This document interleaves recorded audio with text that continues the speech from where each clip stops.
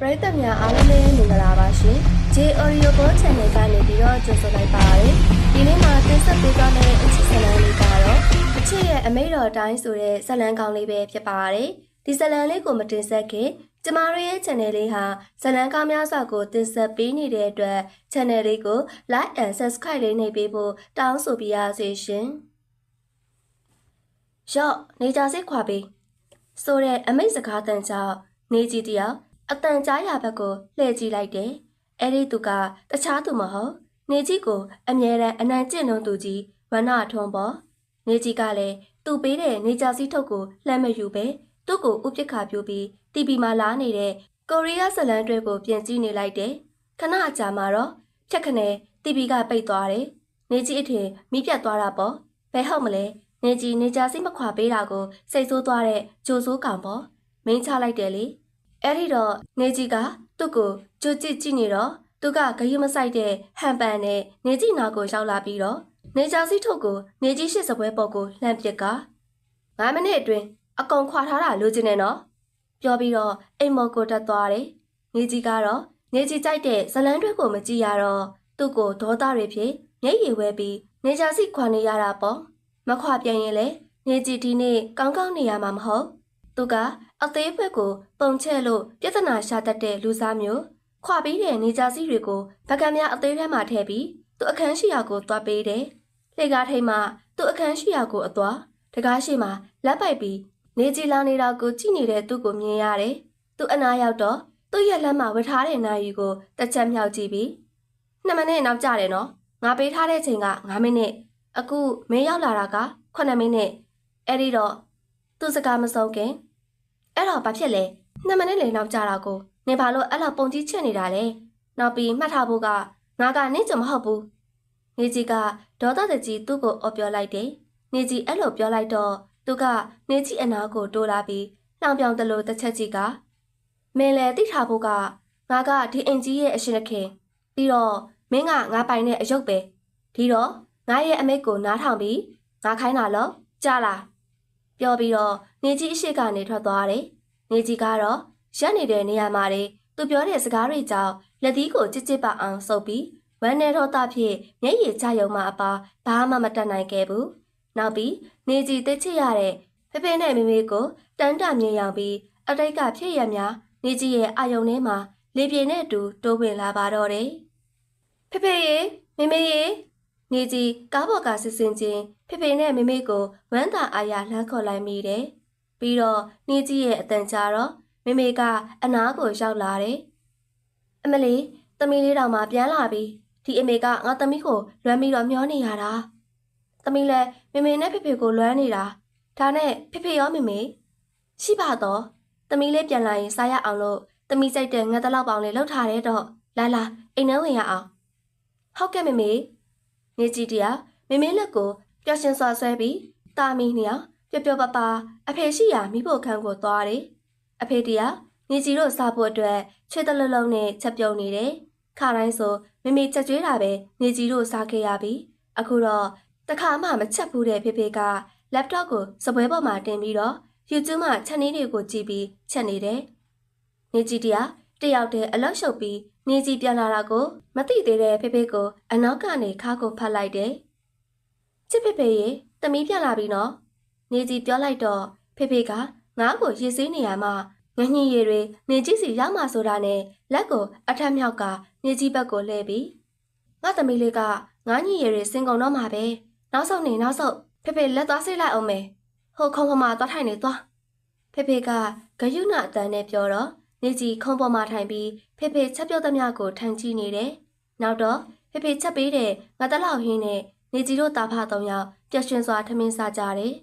ထမင်းစားပြီးတော့မိသားစုတွေရုပ်ရှင်ကြည့်ပြီးနေကြီး10တန်းဆောင်ပဲအောင်တဲ့အထိမ်းအမှတ်နဲ့ငွေဆောင်ကိုတငယ်ချင်းများနဲ့သွားတဲ့ခရီးအကြောင်းတွေကိုဖေဖေနဲ့မေမေကိုပြောပြရတယ်။နေကြီးကမိသားစုမှာတဦးသီးသောသမီးပါ။နေကြီးဖေဖေက Lucky 7ဆိုတဲ့ကားကုမ္ပဏီရဲ့ CEO ပေါ့။နေကြီးမေမေကတော့ဖေဖေရှာဖေပေးတဲ့စီးစိမ်ဥစ္စာတွေကိုတပြားတစ်ချက်မှအလဲလွဲမရှိအောင်ထိမ့်သိမ်းပေးပြီးမိသားစုပေါ်မှာလည်းအရန်နှွေးထွေးတဲ့အင်ရှင်မကောင်တယောက်ပေါ့။နေကြီးအတွက်တော့ဖေဖေနဲ့မေမေက တိတ်ကိုနှွေးထွေးတဲ့ချစ်ချင်းမြတ်တာတွေပေးစွမ်းတဲ့စွမ်းအားရှင်ကြီးတွေပေါ့ဖေဖေနဲ့မေမေကနေကြီးကိုအယမ်းချစ်ကြတယ်ဂယုစိုက်ကြတယ်တဦးတီတော်သမီးဆိုတာထက်သူတို့သမီးမို့လို့အမြဲအချစ်ပိုကြတယ်သူတို့တွေဘလောက်အလောက်ရှုံနေပါစေနေကြီးကိုတော့ပြစ်မထားကြဘူးဂယုစိုက်ကြတယ်ဒါပေမဲ့လည်းကန်တရားကြီးကတိတ်ကိုရက်ဆက်လို့နဲ့ရှမ်းပြည်ကမိတ်ဆွေတယောက်ရဲ့တာမင်္ဂလာဆောင်ကိုဖေဖေရဲ့မေမေရဲ့နေကြီးရဲ့မိသားစု၃ယောက်ပြပြရွှဲရွှဲသွားရင်လမ်းမှာမမျှော်လင့်ပဲကားတစ်စီးနဲ့ဝင်တက်မိရမှာဖေဖေနဲ့မေမေဆုံးသွားခဲ့ရပြီးနေကြီးကတော့မေမေရဲ့ခန္ဓာကိုယ်အုံမိုးကကွယ်ပေးမှုနဲ့အတူအသက်ရှင်ခဲ့ရတယ်။နေကြီးမိဘတွေဆုံးသွားတော့ဖေဖေရဲ့ကုမ္ပဏီကလည်းအခြေအနေတွေမငြိမ်သက်ဖြစ်ပြီးနောက်ဆုံးပြိုကွဲခဲ့ရတယ်။နောက်ပြီးကုမ္ပဏီရဲ့အကျွေးတွေအတွက်နေကြီးတို့မိသားစုပိုင်အိမ်နဲ့စီးစိမ်ဥစ္စာတွေကိုထုတ်ခွဲရောင်းချလိုက်ရတယ်။အဲဒီကိစ္စတွေထဲမှာနေကြီးကမိသားစုဝင်အဖြစ်လက်မှတ်လေးထိုးပေးလိုက်ရုံပါပဲဒီလိုနေကြီးခုတ်ကိုရမယ်နေတဲ့အချိန်မှာအစိုးရကအကောင်းလို့ဆိုရမလားဖေဖေရဲ့မိတ်ဆွေဖြစ်တဲ့အဖိုးထွန်းကနေကြီးကိုသူ့ရဲ့မွေးစားမည်အဖြစ်အဖိုးရဲ့အိမ်ကိုခေါ်သွားပြီးတက္ကသိုလ်ထားပေးခဲ့တယ်အဖိုးထွန်းကနေကြီးကိုညီအရင်တယောက်လိုပဲဆက်ဆံပေးတယ်ချစ်ပေးတယ်နေကြီးကလည်းအဖိုးထွန်းကိုကိုယ့်ရဲ့အဖိုးရင်တယောက်လိုပြုစုပေးတယ်ဒါပေမဲ့အဖိုးထွန်းမှာဗနာထုံးဆိုတဲ့ညီအရင်တယောက်ရှိတယ်။ဗနာထုံးရဲ့မိဘတွေကလည်းသူငန်းငယ်လေးကလေးကကာမတော်တဆနဲ့ဆုံးပါသွားခဲ့ရတယ်။အဲဒီတော့သူနဲ့နေချင်းတွေကအဖြစ်တူတွေပေါ့။ဒါပေမဲ့လည်းတယောက်နဲ့တယောက်တွေ့ရင်အမြဲကြောင်နဲ့ကြွက်လို့ပဲ။သူကတော့အမြဲကြောင်ကိုပို့ချပြီးနေကြီးအပေါ်အနာယူတာပေါ့။နေကြီးတို့ကမတက်ပါဘူးဆိုမှစီးပွားရေးတက္ကသိုလ်မှာမိကြကလည်းအတူတူပဲ။တော်သေးလို့ကျောင်းကိုသူနဲ့အတူတူမသွားရလို့ပေါ့။သူနဲ့သာအတူတူသွားရရင်နေကြီးအဖြစ်ကမတွေ့ရစရာပဲတော်ပြီမိနေကြီးရှင်းသက်အတွေ့တွေကိုရက်ပြီးရှေ့မှာစောင့်နေတဲ့ဦးကောင်းရဲ့ကားဘောက်ကိုတက်လိုက်တော့လို့နေကြီးကိုသတိပေးကကျောင်းကိုသွားဖို့ကားဘော်တက်လိုက်တယ်ပြီးတော့ကားရဲ့ရှေ့အခန်းကိုလှမ်းအပ်ကြည့်ရှေ့မှန်ထဲကနေနေကြီးကိုခနဲ့တဲ့အပြုံးနဲ့ကြည့်နေတဲ့ဦးကောင်းရဲ့ဘေးမှာထိုင်နေတဲ့သူ့ကိုတွေ့လိုက်ရတယ်အဲ့တော့နေကြီးကလန့်သွားပြီးអော်လိုက်တာပေါ့အမလေးလန့်လိုက်တာနေကြီးရှင်မက်ကိုဖိပြီးပြောလိုက်မိတယ်။အဲ့တော့သူကရိုးရမပြတ်ငါမျက်နှာကအလားကြောက်စရာကောင်းနေလို့လား။ဒါမှမဟုတ်ချောလုံးလို့လန့်သွားတာလား။နေကြီးကသူ့ဘက်ကိုလှည့်ကြည့်ပြီးမေးတော့နေကြီးကလည်းမချွတ်မချင်မျက်နှာနဲ့ပထမတစ်ခုကတော့ဖြစ်နိုင်တယ်။ဒုတိယတစ်ခုတော့ဝေးပါသေးတယ်။ခက်ဆတ်စွာလေးပြန်ပြောလိုက်တယ်။အဲ့ဒီတော့သူကကားအရှိခန်းကနေကားအနောက်ခံနေကြီးရဲ့ထိုင်ကုန်ဘေးကိုရွှေ့ပြောင်းလာထိုင်ပြီးနေကြီးရဲ့မျက်နှာကိုသူ့ရဲ့မျက်နှာနဲ့လက်တလုံးချအကွာလောက်ထိမေးဖြမ်းမှဆွဲယူလိုက်ပြီးဘယ်လိုလဲမင်းပို့ပြီးလန့်သွားပြီမလားငါရဲ့ချောမောမှုကိုအနီးကမြင်ရတော့ခနဲ့တဲ့အပြုံးနဲ့ပြောလာတယ်နေကြီးကတော့ရုတ်တရက်ဖြစ်လာတဲ့အဖြစ်ပြက်တွေကိုကြောက်အံ့နဲ့ကြည့်နေရပြီးသတိပြောင်းဝင်လာတော့မှမေးဖြားကိုကင်ထားတဲ့သူ့ရဲ့လက်ကိုပုတ်ထုတ်ကမျက်နှာကိုအရှိကိုပြန်လဲလိုက်ပြီးသူ့ကိုပြန်မျောချင်နေတဲ့စိတ်တို့ကိုလည်းသတိကပ်ပြီးထိန်းချုပ်ထားမိတယ်မထိန်လို့ကလည်းမရဘူးလေသူ့ကိုတခုခုနေကြီးဘက်ကပြန်ပြောကြည့်ပါလားသူ့ကိုပုံကြီးချက်ဖို့အနိုင်ကျင့်မှုနဲ့အတူနေကြီးကြောင်းရောက်မှာမဟုတ်ရှေ့မှာနေကြီးတို့ရံပြစ်နေတာကိုစိတ်ရှိရှိနဲ့ထိုင်ဆောက်ပေးနေတဲ့ဦးကောင်းကိုအားနာလို့လဲပါတယ်ကြောင်းရောက်တော့မှပဲနေကြီးပေါက်ပါလန်းဆန်းသွားရပြီးတငယ်ချင်းတွေကိုစောင့်ဆိုင်နေတဲ့တန်းကော်ဖီဆိုတဲ့ကန်နှင်းဆိုင်ကိုသွားခဲ့တယ်ကေတာနဲ့မိုးမိုးကနေကြီးလာတာကိုမြင်တော့သူတို့ထိုင်နေတဲ့စပွဲပိုင်းကနေလက်ထောင်ပြနေတယ်နေကြီးသူတို့အနားကိုရောက်တော့သူတို့ကနေကြီးရဲ့နောက်ကျလိုက်တာမမိုးကပြောတော့ကေတာကလည်းဟုတ်ပါဟဲ့ဒီမှာငါတို့ကနင့်အတွက်ဒီဆိုင်ရဲ့အထူးကြဆိုင်ဟင်းကားကိုကြိုမာထားပေးတာအခုတော့အေးကုန်ပြီသူတို့နှစ်ယောက်ပြောတော့ sorry ပါဟဲ့ကားထွက်ကန်နေထုံးစံတိုင်းရဖြစ်နေရလို့ပါနေကြီးအားနာစွာပြောလိုက်တော့သူတို့နှစ်ယောက်ကထုံးစံတိုင်းနေကြီးဘက်ကနာပြီးဒီတစ်ခါလဲနေမဲ့အလျှော့ပေးခဲ့ရတာမဟုတ်လားနေကြီးနေဘဲတိုင်းနာထိတိခတ်နေမှာလဲနင်းရဲ့အဖိုးနဲ့တိုင်လိုက်ပါလားကေတာကပြောတော့မမိုးကလည်းအေးဟဲ့ငါသာဆိုအဲ့ဒီအကောင်ကိုနုံနုံဆင်းပြမှာလက်ဟန်ချီဟန်တွေနဲ့အားမလို့အားမရဝင်ပြောတယ်နေကြီးကတော့သူတို့နှစ်ယောက်နေကြီးအတွက်တွေးပေးပြီးနေကြီးဘက်ကရက်တီကပြောနေတာလေးတွေကိုခါတိုင်းလိုချစ်စက်ပဲပြုံးပြီးတော့ကြည်နေတာပေါ့နောက်ပြီးဒီလိုတငယ်ချင်းကောင်းတွေကိုပိုင်ဆိုင်ရဖို့ဆိုတာနေကြီးအတွက်ကံကောင်းတယ်လို့တွေးပြီးပျော်ရွှင်နေမိတယ်နေကြီးတို့အကြောင်းကဒီဇင်ဘာရောက်တိုင်းအားကစားပွဲတော်ကိုစစ်စီကကကျင်းပကြတယ်ဒီနေ့လေခါတိုင်းလိုမေးကြလိုက်ဘောလုံးပြိုင်ပွဲဗော်လီဘောဘ တ်စကတ်ဘောအစရှိသဖြင့်ရှင်ပြိုင်ကြရတယ်။နေကြီးကတော့အကစားကိုစိတ်ပါဝင်စားမှုအားနည်းလို့အားပေးတဲ့အဖွဲ့တွေကပေါ့ဒီနေ့နေကြီးတို့တငယ်ချင်း၃ယောက်မေဂျာကိုစားပြုတူညီဝတ်စုံတွေကိုဝတ်ဆင်ထားပြီးဘာလွန်အကစားကွင်းထဲမှာစိုင်းမုတ်တွေနဲ့အားပေးဖို့အသင်းရောက်နေကြတယ်။နေကြီးဘေးဘက်ကိုကြည့်လိုက်တော့ယောက်ျားလေးအချိုးစားထက်မိန်းကလေးအားပေးသူကပိုပြီးများနေတာကိုတွေ့လိုက်ရတယ်။အဲဒီအချိန်နေကြီးလက်ကင်ဖုန်းလေးကဘုံကွဲတန်လို့စူညံနဲ့ဖုံးတန်တစ်ခုထွက်လာတယ်။အဲ့ဒါဆိုနေကြီးတီးလိုက်ပြီးဘယ်သူဆက်တာလဲဆိုတာအဲ့တော့နေကြီးမကင်မဲဘေးကလူတွေအနှောက်ယှက်ဖြစ်မှာဆိုလို့ဖုံးကိုစပိတ်ထားလိုက်တယ်။ဘလုံးကင်းတဲ့ကိုမေဂျာအတီးတီးကဘလုံးသမားတွေဝင်လာတော့နေကြီးဘေးမှာထိုင်းနေတဲ့ကောင်မလေးအလုံးရဲ့နှုတ်ကနာမည်တစ်ခုတည်းကိုပဲရွတ်ဆိုအားပေးနေတာကိုကြားလိုက်ရတယ်။ဆိုင်းမြတ်မင်းနဲ့ဆိုင်းမြတ်မင်းဆိုပြီးမင်္ဂလေးတူကြီးရဲ့အားပေးတံများကအကစားကွင်းထဲမှာဟိန်းထွက်နေတယ်။နောက်ပြီးနေကြီးဘေးနာကကောင်မလေးငယ်ငယ်လေးတစ်ယောက်ကလည်းအိုပါစားရငယ်မမဆိုပြီးလက်ဟန်တွေနဲ့အားပေးနေတယ်။နေကြီးကတော့ကိုမိချာရဲ့ဆိုင်းဘုတ်ကိုပဲကိုင်ရမ်းနေတယ်။နေကြီးတို့၃ယောက်အတန်ထွက်ပေမဲ့လည်းဆိုင်းမြင့်မင်းဆိုပြီးတစ်ဖက်မိချာကလူကိုအားပေးတဲ့သူတွေရဲ့အတန်ကိုလွှမ်းခြုံနိုင်မှာမဟုတ်တာ။အဲတော့ကိုမိချာကလူတွေကကစားတာကိုကြည့်ပြီးကိုပါစေနိုင်ပါစေလို့သာစိတ်ထဲကစူတောင်းနေမိတော့တယ်။ဒါပေမဲ့နေကြီးစူတောင်းနေမပြေကတစ်ဖက်မိချာသိန်းက9ကို3ကိုနဲ့နိုင်သွားတယ်။ပွဲပြီးတော့နေကြီးဖုံးကိုစက်ပြောင်ဖွင့်လိုက်တော့ကျိုးစိုးကောင်ဆိုတဲ့နာမည်နဲ့ဖုံးအဝယ်ကောပေါင်း90ကျော်ကိုတွေ့လိုက်ရတယ်။နောက်ပြီးစာတိုမက်ဆေ့နှစ်ခုကိုတွေ့လိုက်ရပြီးဝင်ဖက်ကြည့်လိုက်တော့ကံမောင်ဘေးနာကခုံနှန်းကို2မိနစ်အတွင်းအပြေးလာခဲ့။နောက်ကျရင်တစ်တန်ဆိုတာသိလားနော်။ဆိုတဲ့သူစီကစာတိုနှစ်ခုကိုလွန်ခဲ့တဲ့မိနစ်20ကလက်ခံရရှိထားတယ်။ Oh my god လို့သာနေကြီးကိုနှစ်ဖူးကိုသာပြန်ရိုက်မိပြီးကျောင်းထဲမှာရှိတဲ့ကံမောင်ဘေးကိုအမြန်ပြေးသွားတယ်။နေကြီးပြေးပြီးလမ်းခွဲတစ်ခုမှာလူတယောက်နဲ့ဝင်တိုက်မိပြီးချော်လဲသွားတယ်။အမလေးနားလိုက်တာနေကြီးပုံသွားပြီးသူ့အနေငယ်ဆုတ်လာတဲ့ဒူကောင်မှဒဏ်ရာကိုလက်ကလေးနဲ့တစ်ချက်ထိမိလိုက်တယ်။ပြီးတော့ပြန်ထမယ်အလုပ်တစုံတယောက်ရဲ့ဆွဲထုတ်မှုကိုလည်းခံလိုက်ရတယ်။ပြီးတော့အဲ့ဒီလူစီကမင်းအဆင်ပြေရဲ့လားအဆင်မပြေရင်စိတ်ကန့်လိုက်ဖို့ပေးမယ်လေ။ sorry ပါနော်။ဘေးကိုတစ်ချက်ကြည့်လိုက်တော့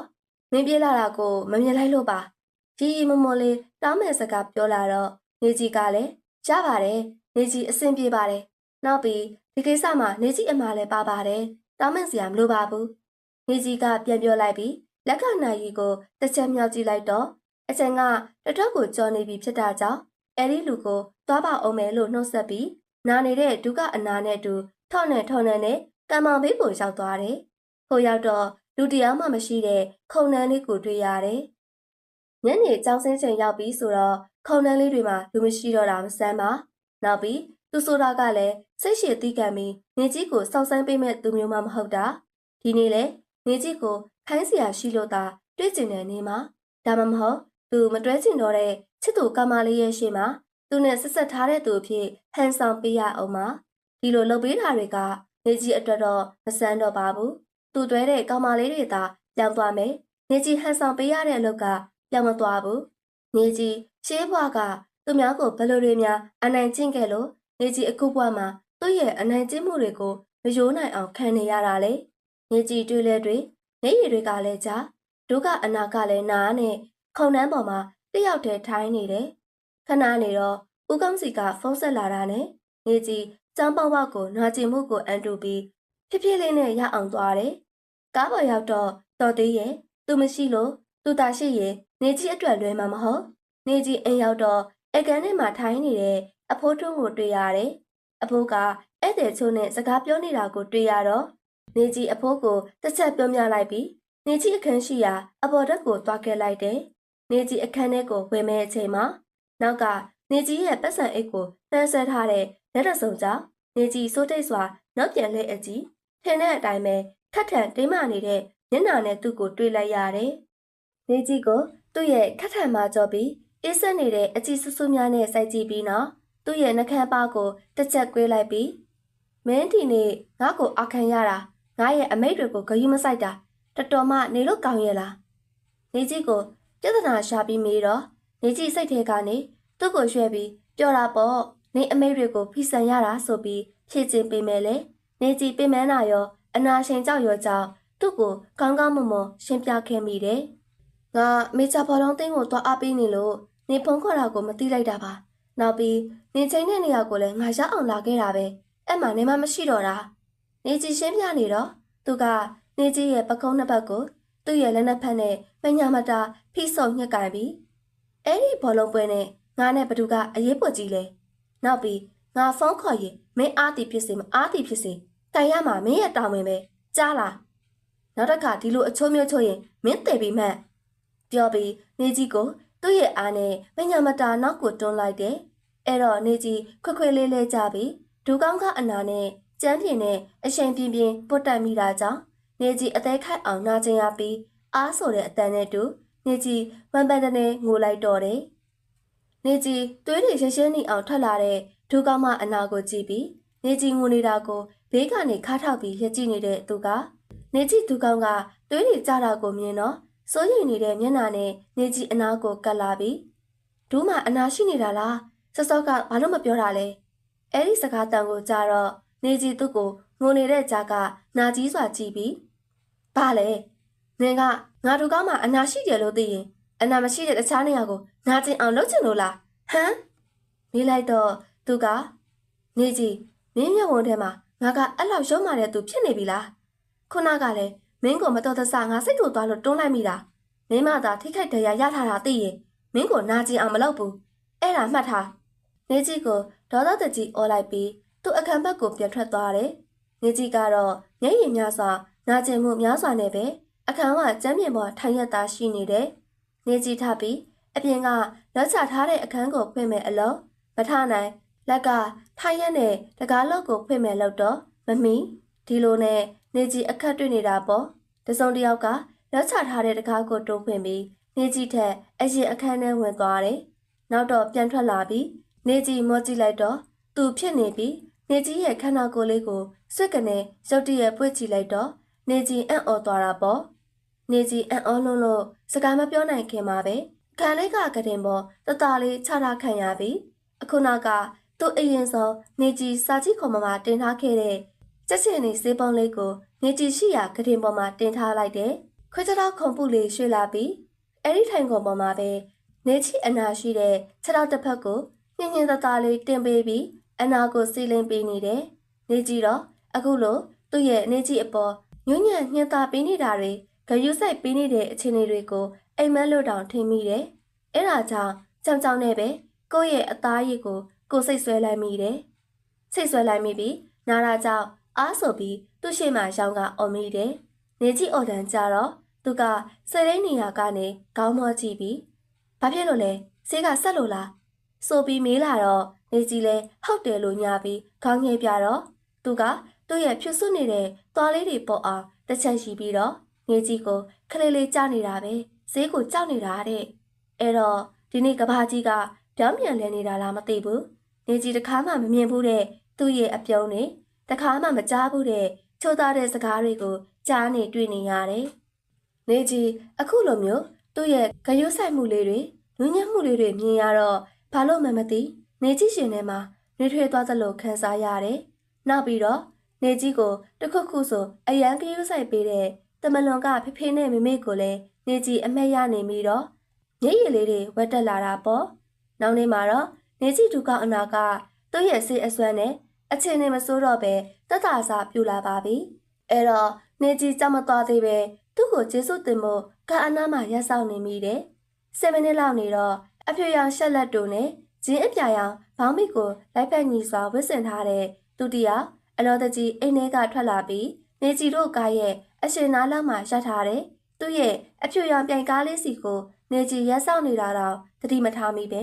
လျင်မြန်တဲ့ခြေလမ်းများနဲ့အမြန်သွားနေပြီးတော့ကားကိုအမြန်မောင်းထွက်သွားတယ်နေကြီးကတော့သူ့မှာအရေးကြီးတဲ့ကိစ္စရှိလို့နေမှာပါဆိုပြီးညနေမှာပဲကျေးဇူးတင်စကားပြောတော့မယ်လို့စိတ်ကူးပြီးကားထဲမှာနေကြီးကိုစောင့်နေတဲ့ဦးကောင်းကိုအားနာစွာတက်ချက်ပြုံးမြလိုက်ပြီးကားပေါ်ကိုတက်လိုက်တယ်။ကျံပါဝါရောက်တော့နေကြီးကားပေါ်ကဆင်းလိုက်ပြီးကြားမှာခက်ရည်လန်းလို့စတင်ထားတဲ့ခက်ရည်ပင်တွေလမ်းတစ်ဖက်တစ်ချက်စီမှာအစီအရေပေါက်ရောက်နေတဲ့လမ်းလေးအတိုင်းနေကြီးလမ်းလျှောက်လာတဲ့အချိန်တိုင်ကားဖြူလေးနေကြီးဘက်ကနေဖြတ်သွားပြီးမလန်မကန်းမှရှိတဲ့ကော်ဖီချစ်သူဆိုတဲ့ ဆိုင်လေးပေးကိုထိုးရက်သွားတယ်။နောက်တော့သူနဲ့တူတူလှပကြော်ရှင်ပြီးစပင်ရှိကြီးကိုပိုင်ဆိုင်ထားတဲ့မိန်းကလေးတစ်ယောက်ကားထဲမှာထွက်လာတယ်။ပြီးတော့အဲ့ဒီမိန်းကလေးကသူ့ရဲ့လက်မောင်းကိုတွဲခိုပြီးနှစ်ယောက်သာပျော်ပျော်ရွှင်ရွှင်ဆိုင်ထဲကိုဝင်သွားကြတာကိုဆိုင်နဲ့မလှမ်းမကမ်းခရက်ပေအောက်လေးမှာရက်ဆောက်နေတဲ့နေကြီးတယောက်လမ်းမြင်လိုက်ရတယ်။ပြီးတော့နေကြီးခြေလမ်းတွေကရှေ့သွားဖို့တော့အာမရှိတော့လောက်အောင်နှိကွေးသွားပြီးရှစ်ပတ်ထဲကလည်းအမိမသိတဲ့နာကျင်မှုဝေဒနာဆိုးတွေကိုခံစားလိုက်ရတယ်။အရင်တော့ကသူနေကြီးရှိမှကောင်မလေးတွေနဲ့အခုလိုတွဲသားတော့ကနေကြီးမျက်စိနောက်တယ်လို့တွေးမိပြီးဘာမှမခံစားခဲ့ရဘူး။အခုတော့နေကြီးရဲ့နှလုံးသားကိုဆက်ထုတ်သွားသလိုဘာလို့ခံစားနေရတာလဲ။နောက်ပြီးဆရာကပရိုဂျက်တာနဲ့ဈေးကွက်စည်းပါးရေးတွေရှင်းပြချိန်မှာလဲနေကြီးပရိုဂျက်တာပေါ်မှာစာရွက်ကိုမတွေ့ပဲသူနဲ့ဟိုမင်းကလေးလက်ချင်းတွဲပြီးတော့ရှောက်သွားတဲ့မြင်ကွင်းကိုသာနေကြီးစိတ်ရှုပ်ထွေးစွာမြင်နေရတယ်။အဲတော့နေကြီးဘာဖြစ်နေမှမသိတဲ့ကိုတီးခံစိတ်ကုန်လွန်သွားပြီးနောက်စာတင်ချိန်တွေကိုမတတ်တော့ပဲအဲ့ဒီမြင်ကွင်းကိုဖျောက်ဖို့ရန်အတွက်စာကြီးတိုက်မှာရှိတဲ့ဟောက်တာစာအုပ်တွေထဲမှာစိတ်နှိမ့်မြုပ်လိုက်ပြီးတယောက်တည်းအတန်တိတ်ရှိမောနေမိတယ်။အဲ့ဒီချိန်မှာပဲနေကြီးရဲ့နည်းနည်းချင်းဆိုင်ထိုင်ကုန်မှာလက်စုံတယောက်ကဝင်ထိုင်ပြီးနေကြီးရှိတဲ့မှာအေးပူလာချပေးတယ်။နေကြီးမောကြည့်လိုက်တော့ဟိုနေကနေကြီးနဲ့လမ်းမှာပြေးရင်းနဲ့ဝင်တိုင်းမိတဲ့သူအဲ့တော့နေကြီးကိုပြုံးပြီးကြည့်နေတဲ့နေကြီးရှိကလူကိုအံ့ဩစာကြည့်နေပြီးရှင်ကဟိုနေကလူပဲလက်ညှိုးထိုးပြီးပြောလိုက်တယ်။အဲ့တော့အဲ့လူကဟုတ်ပါတယ်ညီမကိုနာမည်ကဆိုင်းမြတ်မို့နောက်ဆုံးနှစ်ကပါဖောက်ရွေးစွာပြောတော့နေကြီးလဲထပ်မံအံ့ဩသွားတယ်။ဒါဆိုရှင်ကနာမည်ကြီးနေတဲ့ဘလုံးသမားပေါ့အဲ့လောက်ကြီးလဲနာမည်မကြီးပါဘူးညီမရဲ့ရှိပြီးတော့ဖြေတော့နေကြီးလဲအချိန်တော်လေးတွင်းမှာကိုဆိုင်းမြတ်မို့ကိုအကိုရင်းတယောက်လိုခင်မင်သွားမိတယ်။ပြီးတော့အဲ့ကိုကြီးကလည်းနေကြီးလိုအတန်းလစ်ပြီးစာကြည့်ကြိတ်ထဲရောက်လာတာတဲ့အဲ့လိုနဲ့နေကြီးတို့နဲ့တယောက်ကိုတယောက်မိတ်ဆက်ပြီးစကားတွေပြောပြီးအချိန်တိုလေးတွင်းမှာခင်မင်သွားကြတယ်။နောက်ပြီးနေကြီးစိတ်ထဲမှာမနေ့တုန်းကကိစ္စနဲ့ပတ်သက်ပြီးငွေ့ချက်မှုတွေလည်းဖြေလျော့သွားတယ်လို့ခံစားရတယ်။ညနေကျောင်းဆင်းချိန်ရောက်တော့နေကြီးတို့နဲ့စာကြည့်ကြိတ်ထဲမှာစကားတွေပြောနဲ့ရီမောစွာထွက်လာပြီးကျောင်းရှိစိတ်ပန်းပင်အရောက်တန်ကားဖြူလေးရှိမှမတ်တက်ရက်ပြီးနေကြီးတို့ကိုဝါစာမတက်ဒေါသမျက်ဝန်းနဲ့လက်ပတ်ရက်ကြည့်နေတဲ့သူ့ကိုတွေ့လိုက်ရတယ်။အဲ့တော့ကိုဆိုင်မြတ်မိုးကလည်းအလိုက်တသည်နဲ့အကိုလာကြုံနေပြီထင်တယ်။နောက်နေ့မှထပ်ဆောင်ကြမယ်ညီမလေး။ဘိုင်းဆိုပြီးလက်ပြနှုတ်ဆက်ကထွက်သွားတယ်။နေကြီးတရားကိုဆိုင်မြတ်မိုးကိုပြန်ပြီးတော့လက်ပြနှုတ်ဆက်ကသူ့ကိုတော့မမြင်ချင်းအောင်ဆောင်ပြီးကားဘေးကဖြတ်သွားတယ်။သူ့ကိုကြော်ပြီးခြေလန်းငါးလှမ်းလောက်အရှောင်းမှာဟဲ့ဒီနေ့ဦးကောင်းကနေမကောင်းလို့လာကြုံနိုင်မှာမဟုတ်ဘူးအဖိုးကခေါ်ခဲ့အောင်ပြောလို့မြင်လားငါမှအချိန်မရှိဘူးသူ့ရဲ့အမိတ်တန်ဆန်းဆန်းစကားတန်ကိုကြားတော့နေကြီးမနဲ့တုန်းကသူ့အပေါ်အကောင်းမြင်ခဲ့တာတွေကျေးဇူးတင်ခြင်းစိတ်တွေတောင်ပျောက်သွားတယ်နောက်ပြီးပြောင်းလဲသွားတဲ့သူ့ကိုလည်းတတော်ကိုအံ့ဩမိတယ်အဲ့ဒါနဲ့နေကြီးလည်းလမ်းဆောင်မခေါ်တာကိုပဲကျေးဇူးတင်ပါပြီနောက်ပြီးကျမအတွက်နဲ့လူကြီးမင်းရဲ့တန်မိုးရှိတဲ့ချိန်တွေမဖြုံးပါနဲ့ကျမကိုဖစာပဲကောင်းကားသွားလိုက်ပါမယ်မျက်နှာကိုဟန်လုံပြုံးကစကားကိုချွတ်နဲ့လေးပြောပြလိုက်ပြီးအရှိကိုဆက်သွားတယ်နေကြီးရဲ့ခြေလန်းသုံးလန်းလောက်လှမ်းပြီးတဲ့ချိန်မှာနောက်ကနေသူ့ရဲ့ဆွဲခေါ်မှုကိုခံလိုက်ရပြီးနေကြီးတယောက်ရက်ကန်နဲ့သူ့ရဲ့ကားဖြူလေးထဲကိုရောက်သွားရတယ်ကားပေါ်ရောက်တော့နေကြီးပြန်ဆင်းမယ်လို့တော့သူကနေကြီးကိုအတင်းဆွဲထားပြီးနေကြီးရဲ့မျက်နှာပေါ်ကိုသူ့မျက်နှာအုပ်မိုးထားကငငယ်လေးထိုင်နေလိုက်တော့နေကြီးမင်းနောက်တစ်ခါဆင်းပြေးဖို့ကြံရင်ငါမင်းကိုဘာလို့မိမယ်မှမသိဘူးနော်သူ့ရဲ့ချင်းချောက်စကားတန်ကြတော့နေကြီးအနှင်းငယ်ကြောက်ရွံ့သွားမိတယ်အိမ်ပြန်ရောက်တော့နေကြီးကားထဲမှာသူ့ရဲ့ထက်ကြော်မျက်နှာကြီးကိုအနီးကပ်မြင်ရတဲ့မြင်ကွင်းကိုပြန်မြင်ရောက်လာပြီးစိတ်လှုပ်ရှားခြင်းဖွမိတယ်ပြီးတော့ဘယ်နဲ့တုန်းကမြင်ကွင်းကိုပြန်မြင်ရောက်လာတာကြောင့်တပံနာကျင်မှုရင်းအစောမှာဖြစ်ပေါ်လာပြီးသူ့အပေါ်မကျေနပ်မှုတွေကဖြစ်ပေါ်လာတော့တယ်ပြီးတော့ကိုမိနေကြီးသူ့အပေါ်ရိုက်နေမိတဲ့နင်းရဲ့စိတ်တွေကိုပြန်တက်မှတ်စမ်းအရင်လိုပဲသူ့ပေါ်မုန်းနေစမ်းလို့တတိပြန်ပေးပြီးသူ့အပေါ်ရိမ့်ရံမိနေတဲ့နေကြီးရဲ့နှလုံးသားလေးကိုနေကြီးပြန်ညာမိနေတယ်ဒါကနေကြီးတို့နှစ်ယောက်အတွက်အကောင်ဆုံးဖြစ်မှာပါပြီးတော့နေကြီးနှလုံးသားလေးသူ့ရဲ့လွှမ်းမိုးမှုမခံရတော့အောင်နေကြီးသူ့ကိုရှောင်နေမိတော့တယ်တနေ့နေကြီးရှိရာအတန်းစီကိုသူ သူ့ရဲ့ဆန်ရွှေရှိချစ်သူကောင်မလေးမဲ့အင်ချင်းပြူရောက်လာခဲ့တယ်။ကျမကိုတွေ့တော့ပြုံးရွှင်နေမျက်နှာထားနဲ့ညီမလေးကမောင်ရဲ့ညီမနေကြီးရှင်းတန်လာဟင်လို့သူနဲ့နေကြီးကိုမောင်နှမထင်နဲ့လာမင်းနေတယ်။သူထင်ချင်းလဲထင်ချင်းစရာပဲလေ။အခါတလေသူကားပြတ်တဲ့နေ့ဆိုနေကြီးနဲ့တူတူကျောင်းကိုလာနေကြလေ။နောက်ပြီးသူကလည်းနေကြီးကိုညီမလို့ပြောထားလို့နေမှာပေါ့။ဘာလို့လဲမသိဘူး။နေကြီးရှင်နဲ့အောက်သွားပြီးသူ့ကိုအကြောင်းရင်းမရှိစိတ်ဆိုးနေမိပြန်တယ်။နောက်ပြီးသူ့ကိုအကိုတယောက်အဖြစ်နဲ့လည်းမမြင်နိုင်ဘူး။နေကြီးရဲ့နေတယောက်နဲ့တော့ခတ်ပြီးကိုမုန်းနေတဲ့သူတယောက်ကိုနေရဲ့မာနတွေသာမကနေရဲ့နှလုံးသားတစ်ခုလုံးကိုပါပြပြတော့မှလားဆိုပြီးကိုမချင်မနဲ့စိတ်ထဲမေးခွန်းထုတ်နေမိတယ်။နေကြီးအဲ့ဒီအမမေးတာကိုဌာနလောက်ဖြေဖို့မိနေခဲ့ပြီးအတွေးနေချင်နေခဲ့မိတယ်။နောက်မှဟုတ်ပါတယ်ဘာကိစ္စရှိလို့လည်းမသိဘူး။နေကြီးတယောက်ဟန်ဆောင်ပြီးတော့ပပပြန်မေးနေမိတယ်။နောက်ပတ်ဆန်နေမှာအမရင်မွေးနေရှိတယ်လေ။အဲ့ဒါမောင်နဲ့တူလာခဲ့ဖို့ဖိတ်ချင်လို့ပါ။ sorry ပါမရဲ့နေကြီးအဲ့ဒီနေ့မှာအဖိုးနဲ့ကောက်ကွင်းကိုအဖော်လိုက်သွားရမှာမို့ပါလက်ဆောင်တော့ထည့်ပေးလိုက်ပါမယ်နေကြီးကပြုံလေးပြန်ပြေးလိုက်တော့မအင်ဂျင်ဖြူတယောက်မျက်နှာမကောင်းစွာနဲ့ပြန်ထွက်သွားတယ်နေကြီးတယောက်သူ့ကိုစိတ်ညစ်အောင်လုပ်မိပြီလားနေကြီးလောက်ရက်ကမှန်ရက်လားဆိုပြီးနေကြီးကိုပြန်သုံးသက်နေမိတယ်ဘာပဲဖြစ်လေကိုနာကျင်နေရမယ်ဆိုတဲ့အရာကိုကြိုသိနေတဲ့အရာတစ်ခုကိုတော့နေကြီးမသွားချင်ဘူးအတ္တဆန်စွာလူမှုရေးတိတက်နားမလဲစွာနဲ့ပဲညင်ပြရစီ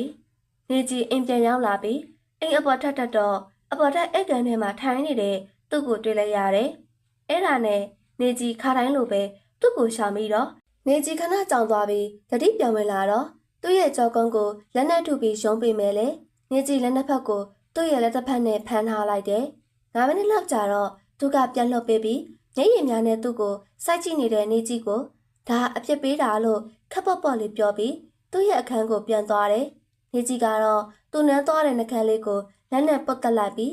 အခန်းကိုပြန်ပြေးကဂရင်ပေါ်မှာခေါင်းအိုးနဲ့မျက်နှာကိုထိုးအပ်ကငိုးနေပြီးတော့တယ်။နေကြီးဘွားကတန်မိုးမရှိတော့ဘူးလား။နေကြီးကသူ့အတွက်ထားရနေစေရသွားရမယ်အယုတ်လေးတသားပဲလား။နေကြီးသူ့ကိုချစ်မိပြီးသူ့ရဲ့အချစ်တွေညနှိုးကျင်နာမှုတွေရချင်မိတာအမှန်ပါ။ဒါပေမဲ့သူ့မှာချစ်သူမိန်းကလေးရှိပြီးနေကြီးကိုအခုလိုမျိုးကိုတိလက်ရပြုတ်မှုတာကိုတော့နေကြီးလုံးဝလက်မခံနိုင်ဘူး။နေကြီးကိုချစ်ရတဲ့သူကအခုလိုမျိုးတန်မိုးမထားတာကိုမြင်ရတော့နေကြီးတိတ်ရှက်ပြီးဝမ်းနေမိပါတယ်။နေကြီးသူ့နဲ့ပတ်သက်ပြီးဒီဝစ်ကြွေတွေဘယ်အချိန်ဘယ်ခါမှပြီးဆုံးသွားမှလဲတော့မသိတော့ပါ။နေကြီးအရင်တုန်းကသူ့ကိုမုန်းလို့ငိုခဲ့ရတယ်။အခုတော့သူ့ကိုချစ်တဲ့ချစ်တွေကြောင့်နာကျင်နေရတယ်။ငိုကြွေးနေရတယ်။အဲ့ဒါကိုသူတရားကိုချင်းစာနားလည်နိုင်မဲဆိုရင်တိတ်ကောင်းမှာပဲ။နေကြီးပန်းနုရောင်ကောင်းဝင်တူဖုံကလေးကိုခလေးတယောက်ပမာဝစ်စင်ထားက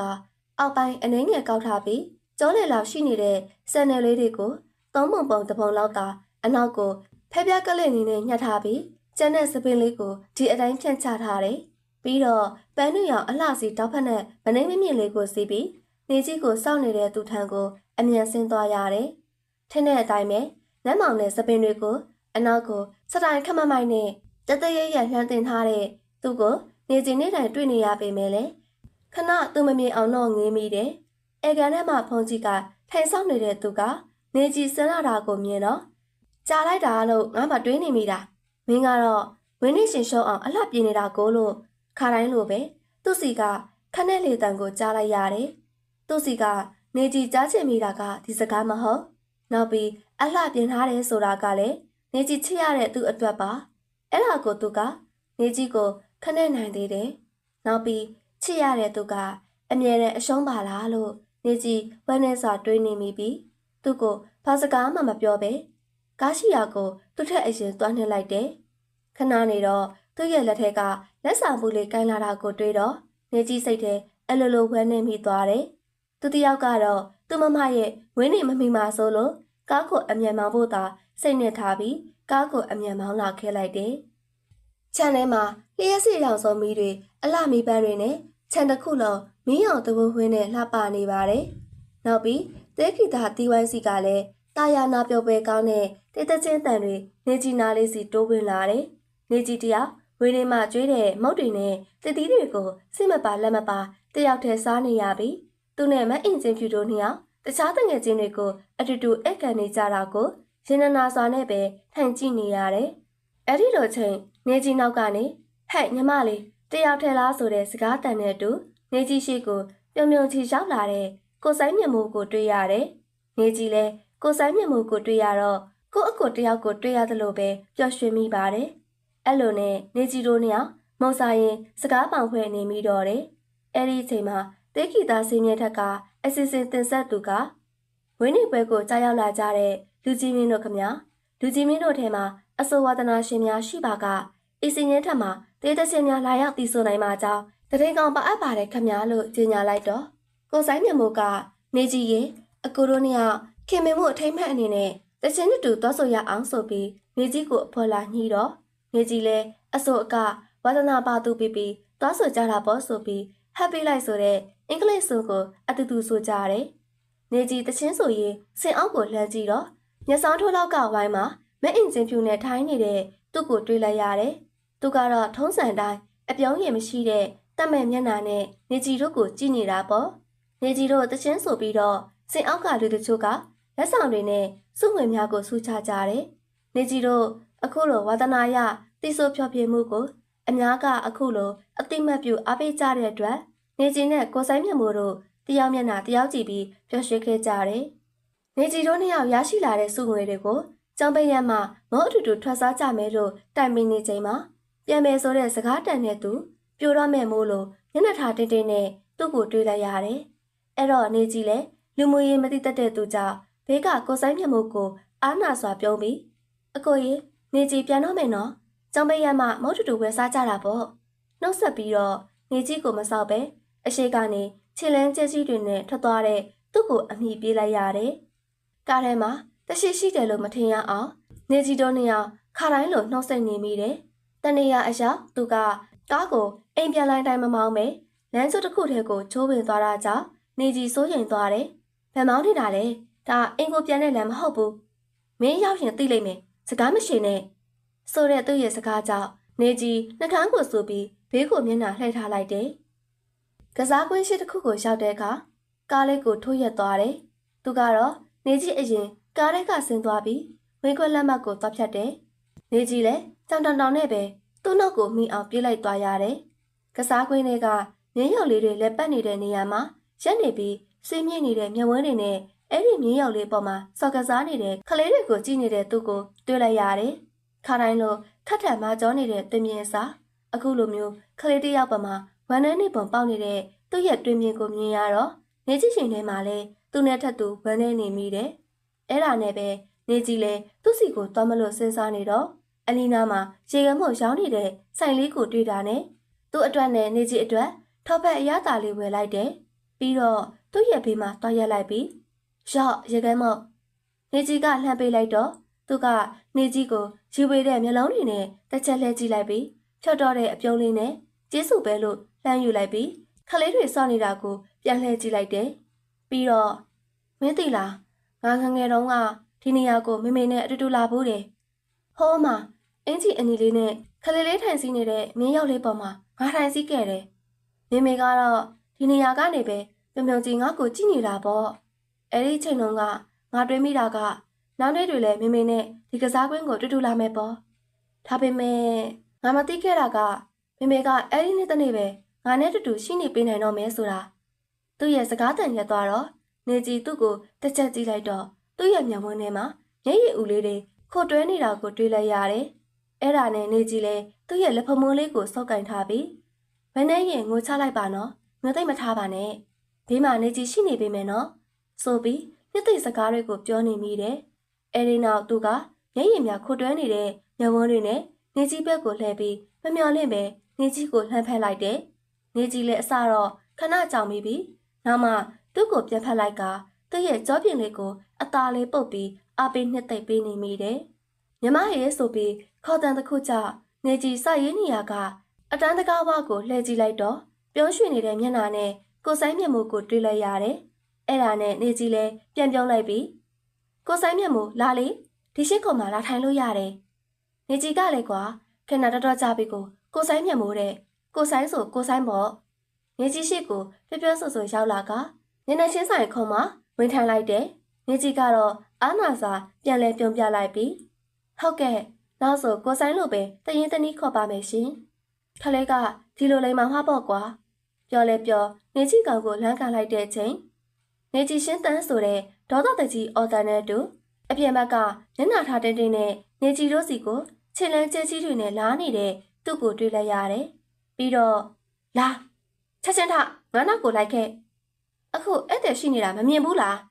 နေကြီးမေးလိုက်တော့သူကတောက်တစ်ချက်ခောက်လိုက်ပြီးနေကြီးလက်ကိုအတင်းလာဆွဲတော့နေကြီးလဲစုပ်ကင်ထားတဲ့သူ့ရဲ့လက်တွေကိုအတင်းပုတ်ချက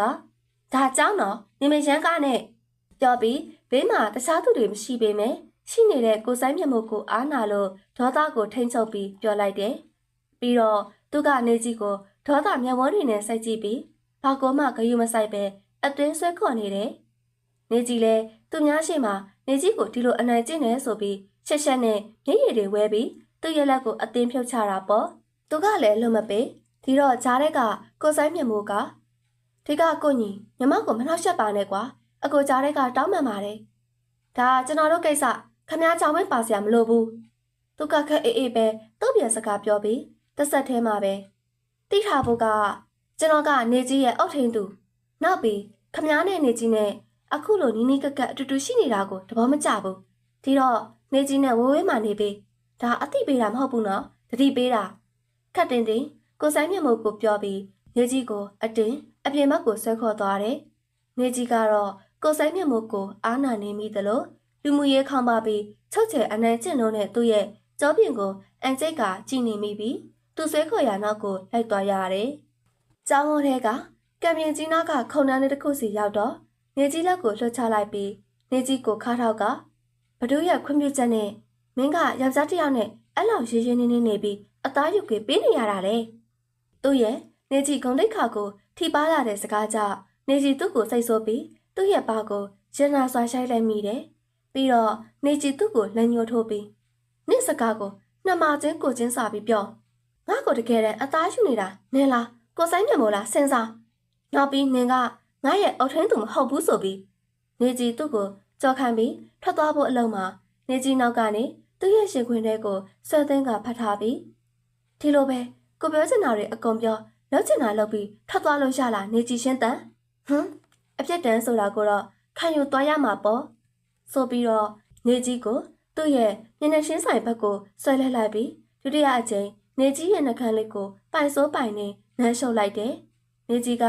ကြောင်ဝန်းထဲမှာတော့နေကြီးကိုအခုလိုနှမ်းရလားဆိုပြီးသူ့ရဲ့မလှုပ်ပေးပဲအတင်းနှမ်းနေတဲ့သူ့ရဲ့နှာခမ်းကိုစိတ်ဆူဆူနဲ့ကိုက်လိုက်တော့အားဆိုတဲ့အတန်နဲ့တူလှုပ်ပေးတယ်ပြီးတော့နေကြီးသူ့ရဲ့အနားမှာရှိတဲ့အားကိုအကုန်သုံးပြီးအတင်းပြေးထွက်လာခဲ့လိုက်တယ်နေကြီးအတန်ထဲကိုပြန်မသွားပဲကားငါးကအင်ကိုပြန်လာခဲ့လိုက်တယ်အင်ပြန်ရောက်တော့အခန်းစီကိုတန်းပြေးကသူ့ရဲ့လက်ရက်တွေကိုပြန်တွင်းပြီးငိုးနေမိခဲ့တယ်ညနေထမင်းစားချိန်ရောက်တော့ဒေါ်ချိုကမမလေးရေဘဘကြီးကထမင်းစားဖို့လာခေါ်ခိုင်းလို့ဟုတ်ကဲ့ဒေါ်ချိုနေကြီးဆင်းခဲ့ပါမယ်နော်ငိုထားတဲ့မျက်နှာကိုအဖိုးမရိမ့်မိအောင်မျက်နှာတစ်ပြီးတနခါလေးခေါင်းဝင်ရှည်လေးကိုဝေပြီးအောက်ထပ်ကိုဆင်းလာခဲ့လိုက်တယ်ထမင်းစားခန်းကိုရောက်တော့အဖိုးထုံးကလာလေတမီဒီနောက်ကိုလာထိုင်ပြောတော့သူနဲ့နင်းရှင်းဆိုင်ခေါ်ကိုဝင်ထိုင်ခိုင်းတယ်နေကြီးတယောက်ထမင်းစားပြီးသူ့မျက်နှာကိုအတက်နိုင်ဆုံးမကြည့်မိအောင်လို့သူနဲ့အချစ်ချင်းမစုံအောင်တတိသားရှောင်နေမိတယ်ထမင်းစားနေရင်အဖိုးထုံးကနေကြီးနဲ့သူ့ကိုကြည့်ပြီးညီနဲ့သမီးနေကြီးကိုအဖိုးလောက်ခဲစရာတခုရှိတယ်နောက်အပတ်ကျောင်းပိတ်ရစနေနေ့လောက်အဖိုးတိထောင်ထားတဲ့မိဘမဲ့ကေဟာကကလေးတွေအာဟာရဒါနကျွေးမွေးခြင်းနဲ့ကွယ်အဲဒီနေ့မှာအဖိုးကအရေးကြီးကိစ္စနဲ့နိုင်ငံခြားသွားစရာရှိတယ်ဒီတော့ငါမျိုးတို့နှစ်ယောက်ကပဲအဖိုးကိုစားဥဆောင်ပြီးတော့လှုပ်ဆောင်ပေးရမယ်ကွအဖိုးကပြောလိုက်တော့သူကမဆိုင်မတော့ပဲစိတ်ချပါဖို့ကျွန်တော်တို့နှစ်ယောက်ဆောင်ရွက်လိုက်ပါမယ်လို့ပြောပြီးပြေးလိုက်တော့ငေကြီးကလည်းအဖိုးကိုကောင်းငယ်ပြလိုက်တယ်ပြီးတော့ထမင်းစားပြီးတော့ငေကြီးကမိဖို့ခန်းထဲကိုဝင်ကစားထားတဲ့ပကံတွေကိုဒေါ်ချုပ်ကိုကူညီကဆေးပေးလိုက်တယ်ပြီးတော့ဒေါ်ချုပ်ကအမလေးမမလေးရဲ့ဒီအလုပ်တွေကဒေါ်ချုပ်လောက်ပါတော့ကြဘဘကြီးတိသွားရင်ဒေါ်ချုပ်ကိုစူနေပါမယ်ထိထိပြပြနဲ့ပြောတော့နေကြီးကလည်းဒေါ်ချုပ်ကိုပြောမိရပါတယ်ဒေါ်ချုပ်ရဲ့နေကြီးတို့ကမိသားစုတွေပဲသူ့အလုပ်ကိုအလုပ်မခွဲကြပါနဲ့နောက်ပြီးအဖိုးကလည်းမစူတော့ပါဘူး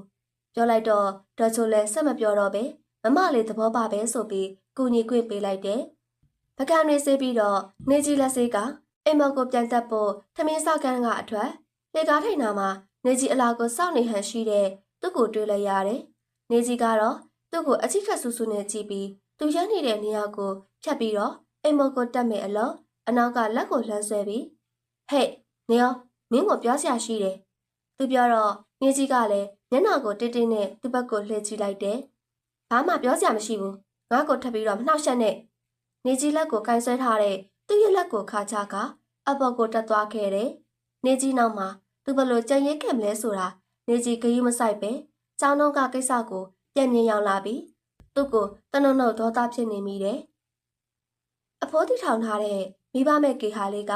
ချမ်းအေးသားဆိုတဲ့နာမည်လေးနဲ့လိုက်ဖက်စွာတစ်ပင်ပန်းမိတ်တွေနဲ့စိန်လန်းဆိုပြီးကမြို့နယ်အနှဲငယ်အလံဝေးပြီးတော့တိတ်ဆိတ်အေးချမ်းလာတယ်။နေကြီးလေးဒီကြောင်လေးရဲ့တာယာအေးချမ်းမှုလေးကိုနှစ်သက်မိပြီးစိတ်ထဲကလည်းအေးချမ်းပျော်ရွှင်မှုအငွေ့တက်လေးတွေကိုခံစားနေမိတယ်။အဲ့ဒီချိန်9နှစ်အရွယ်ကလေးတစ်ယောက်ကပန်းလေးတစ်ပွင့်ကိုကန်ပြီးနေကြီးအနာကိုရောက်လာကချက်ဖွယ်အတန်လေးနဲ့ရမမပန်မို့အပြောင်းလေးနဲ့ပြောလာတော့နေကြီးလဲခလေးလေးကိုနှွေးထွေးစွာပြန်လဲပြုံးပြပြီးပန်းလေးကိုယူကချစ်စရာကောင်းတဲ့ခလေးလေးရေကျေးဇူးပါနော်ပြောပြီးတော့ခလေးလေးကိုပွေးကြည့်လိုက်တယ်ပြီးတော့ခလေးလေးကိုလက်တွဲကအဟာရဒါနပြုနေတဲ့နေရာကိုဝင်သွားလိုက်တယ်အထက်ရောက်တော့မြေဝင်တစ်ခုကျနေကြီးအံ့ဩသွားရတယ်တောင်းနှစ်ရွယ်ခလေးတွေကိုမုန်းခွန်ကျွေးနေတဲ့ချောသားတဲ့အပြောများနဲ့သူ့ကိုခလေးတွေရဲ့အလယ်မှာတွေ့လိုက်ရတယ်နေကြီးလက်ကိုဆွဲထားတဲ့ခလေးလေးကလည်းမမအဲ့ဒီကိုကိုစီလိုက်ဖို့ပဲပြောတာကြောင့်နေကြီးလဲလိုက်ဖို့အသွားမောင်ရီဆိုတဲ့ခေါ်တန်းတဲ့သူအယုတ်တွေအများကြီးတည်လာတဲ့မဲအင်ချင်းဖြူကိုတွေ့လိုက်ရတယ်အဲ့ဒီတော့နေကြီးလဲလမ်းခုလက်မှာပဲကြောက်ရက်ပြီးသူတို့ကိုကြည့်နေတာပေါ့သူကတော့သူမမကိုမြင်တော့အပြေလွှာလက်ထဲကအယုတ်တွေကိုသွားကူတဲပေးတယ်ပြီးတော့ခလေးတွေကိုအယုတ်တွေနှစ်ယောက်တူဝေပေးကြတယ်အဲ့တော့ခလေးလေးကလည်းနေကြီးကိုနှုတ်ဆက်ပြီးအယုတ်ပေးဝေတဲ့နေရာကိုပြေးသွားတယ်နေကြီးရောက်တော့လိုက်ဖက်ပြီးပျော်ရွှင်နေကြတဲ့သူတို့စုံတွေကိုကြောက်ခိုင်းကဥယျာဉ်လေးတွေကိုပြေးထွက်ပြီးဝန်းကျင်မှုတွေနဲ့ဗန်းနဲ့မှုတွေကိုဖြေလျှော့နေမိတယ်နောက်တော့ပါပြည့်ပေါ်ကကြာဆင်းနေတဲ့မျက်ရည်တွေကိုလည်းဘွားလေးနဲ့တုပ်ပြီးဥယျာဉ်လေးတွေကတစ်ပင်ကြီးအောက်မှာမြေကြီးကိုတုပ်ချောက်လေးနဲ့ထိုးဆွပြီးတော့တစ်တကိုငိုရှိုက်နေမိတယ်အဲ့ဒီချိန်အနောက်ကနေတယောက်တည်းဘာထိုင်လုံးနေတာလဲလာထအထဲကိုသွားမယ်ဆိုတဲ့နေကြီးချစ်ရတဲ့သူ့ရဲ့အတန်ကိုကြားရတယ်အဲ့ဒီတော့နေကြီးသူ့အတန်ကိုကြားတော့ပုံဝမ်းနေသွားတယ်မလိုက်ဘူးဒီမှာပဲနေမှာငိုတန်ပါကြီးနဲ့ပြောလိုက်တော့သူကစိုးရိမ်တဲ့မျက်နှာနဲ့နေကြီးရှိကိုရှောက်လာပြီးမင်းငိုနေတာလားဘာဖြစ်လို့လဲနင်မကောင်းလို့လားပြောတော့နေကြီးကိုပခုံးကကင်ပြီးညှင်သာစာဆွဲထူလိုက်က